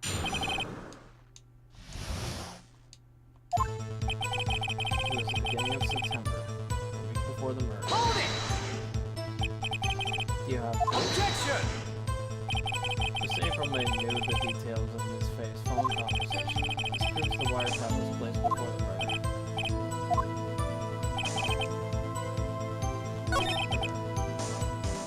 Hold it! Why did you Objection! This is no bearing on the current case, Your Honor. The court was a detective agency of sorts. We have a responsibility to protect client confidentiality. Hold it! Why did you notice something as innocuous as a light stand? The light stand is made entirely out of glass. It's quite stylish, so it's made to last a little bit. Such a beauticious thing deserves attention, does it not? That's all.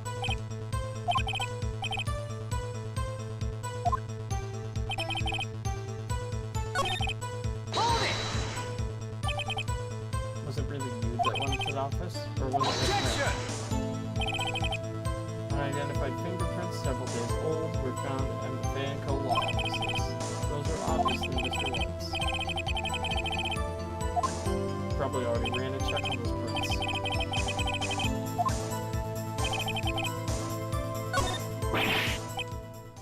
Don't tell me I've run out of ammo. You fought honorably.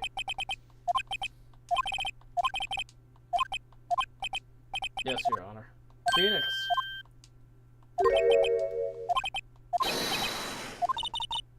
Never give up, Phoenix.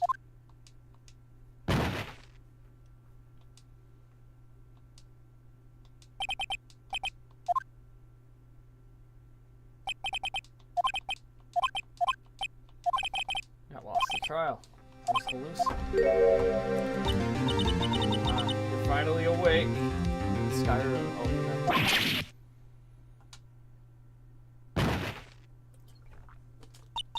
Hey, Phoenix. There's no way to greet an old friend. Phoenix, I want you to look at me.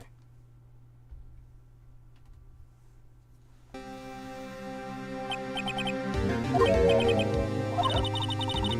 you know the Fae women have strong psychic powers? When you accepted your defeat in court, it appears that was enough to shock you and awaken Maya's true powers. So, Maya's channeling you, Mia? That's right. I'm Maya, but I'm also Mia. Now, I want you to listen to me, Phoenix. Maya never gave up. You can't either. That's what I came here to tell you. But we don't have much time, Phoenix. Now listen. You've already won. You have that receipt in the court record, right? Oh yeah, you wrote Maya. Phoenix, White wrote that, not me. So, what do I do with it? Look at the front of the receipt. It's a regular receipt. It's from a famous department store. $1,000. Wow, big spender. Item. The glass light stand. Date of purchase, September 4th. September 4th. That's right, Phoenix. I bought that stand the day before I was killed.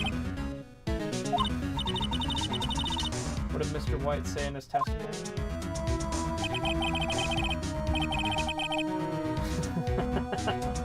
Yeah. That is kind of a glaring omission, isn't it? It's awfully convenient to just remember it now. It was the beginning of September, the week before the murder. He said he saw the stand the week before the murder.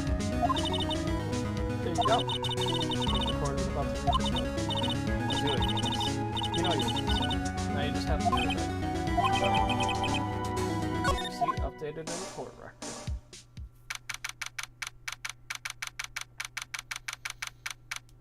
Alright, here we go. Time to finish him off. The court will now reconvene for the trial of Mr. Phoenix Wright. He's the defendant, probably. Are you alright, Mr. Wright? Yes, sorry, Your Honor.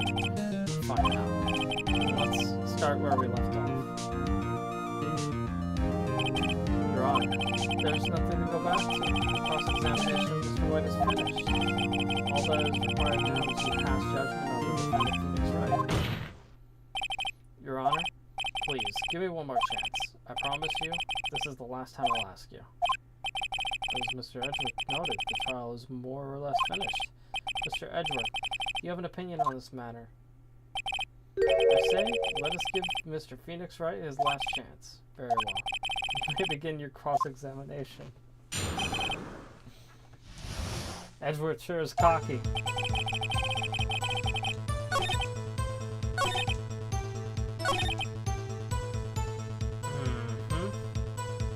Alright, let's present. The receipt. Objection! Look closely at this. See the word Maya written in blood? You're grasping. I think not. Look at the other side of the receipt. The other side? Your Honor, could you tell the court what is written on the other side of the receipt? Well, a glass light stand. And the date of purchase. That's the day before the murder. You see, Mr. White, when you allegedly entered the Fanco law offices at the beginning of September, the stand could not have been there.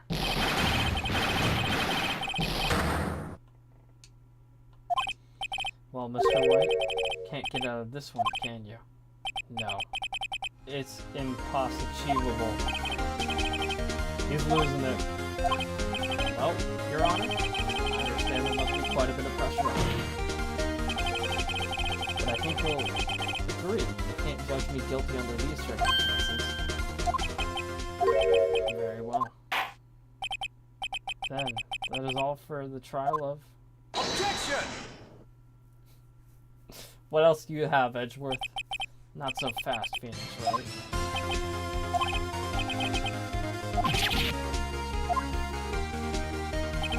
There's a certain thread of logic in the defendant's claims. However, there's no concrete proof that Phoenix Wright is innocent. There we go. I would like to request 1 more day before Phoenix Wright is granted his freedom. I need time to make 1 more inquiry into this matter. Another inquiry? This isn't going to be another one. This guy just makes evidence as he pleases. This is bad. I'm gonna object here. Mr. Wright's guilt is obvious. There's no need to prolong this trial any further. Mr. Edgeworth? If anyone's going to call Mr. White's trial, it would be the Constitution. I need a day to ascertain whether these new claims have any basis in factual evidence. Objection denied. The completion of the trial of Mr. Phoenix Wright will be postponed until tomorrow. No, there's no telling what will happen if I can't end this now. Edgeworth is sure to come up with... We'll just make up something. And after Mia showed up to help me and all. Mr. Your Honor, may I go home? Of course, thank you for your time. The witness will stay. Phoenix, read this note out loud. Mia, what's this?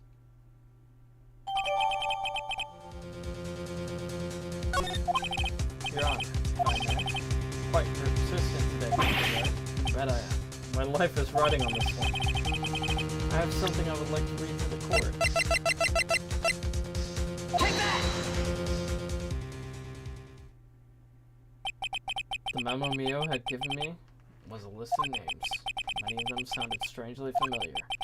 People in finance, famous celebrities. That's when it happened. Stop. Desist. Halt. Please. Stop. Make him stop. How? How did you get that list? Mr. White. Admit your guilt, right here, right now, or this list will be released to the press. I confess. I confess. I did it. I hit her. I hit Miss Mia with the thinker. Case closed, Your Honor.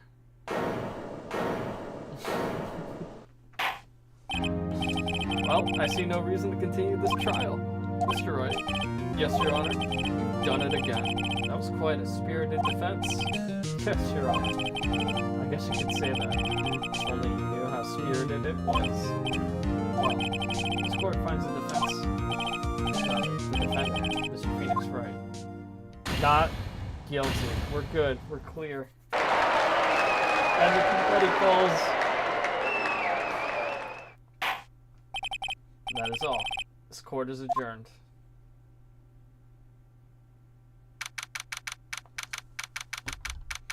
Then we can finish off the episode. I genuinely forgot when it ended. I was like, oh god, there's another day. I gotta end the stream.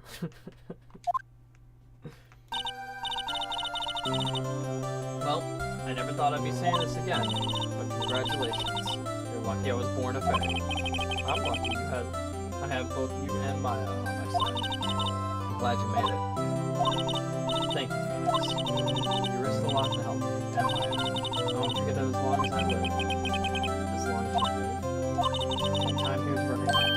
Huh? Maya's powers are still weak. Can't stay here that long. No, there's still so much to say. Don't worry. I'm sure we'll meet again. Chief. I'm not the chief anymore. Phoenix. Can you come to the office tonight and say 9? The office. I'll see you later. Chief. Mia.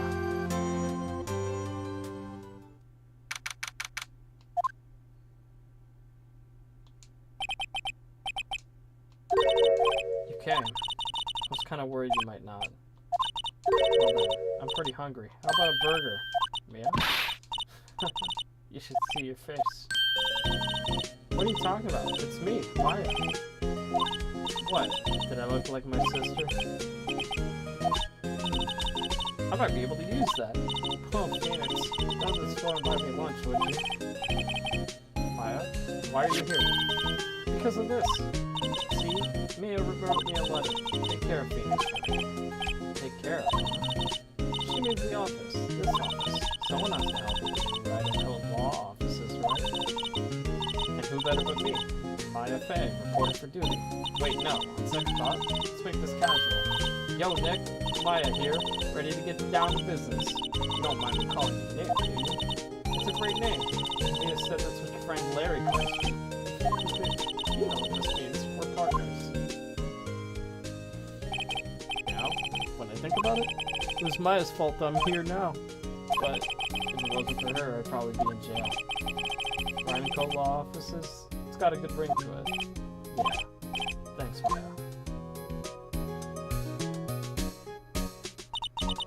Good luck, Phoenix. I'll always be here, watching. Right. Okay, Nick. Let's do it. Huh? Do what? Burgers, dummy. Burgers. There's a great burger joint just down the street. Come on, time's a wasting. Okay, wait up.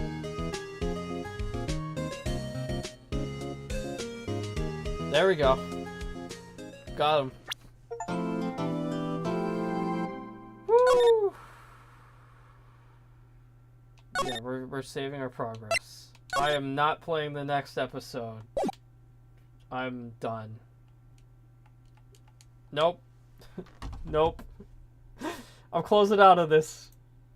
I'm force quitting. We're not doing Steel Samurai. I need to get ready for bed. But thank you all for showing up to the stream. I wasn't sure how many people would show up, but we got a bunch of new faces in here. Some that I haven't seen in quite some time, and some that I haven't seen ever before, and you know, the occasional the person that showed up to every stream. I appreciate that. Alright, that being said, I'm good. We'll continue Phoenix Wright on Thursdays from now on, and I'd consider the stream a success, and I'll be streaming on Saturday and playing Metaphor ReFantasio, and I hope to see you there. Alright, take care, peace out, and I'll see y'all later. Have a good one, everybody. Bye-bye. Wait, is Max streaming? I might be able to rate him on Twitch.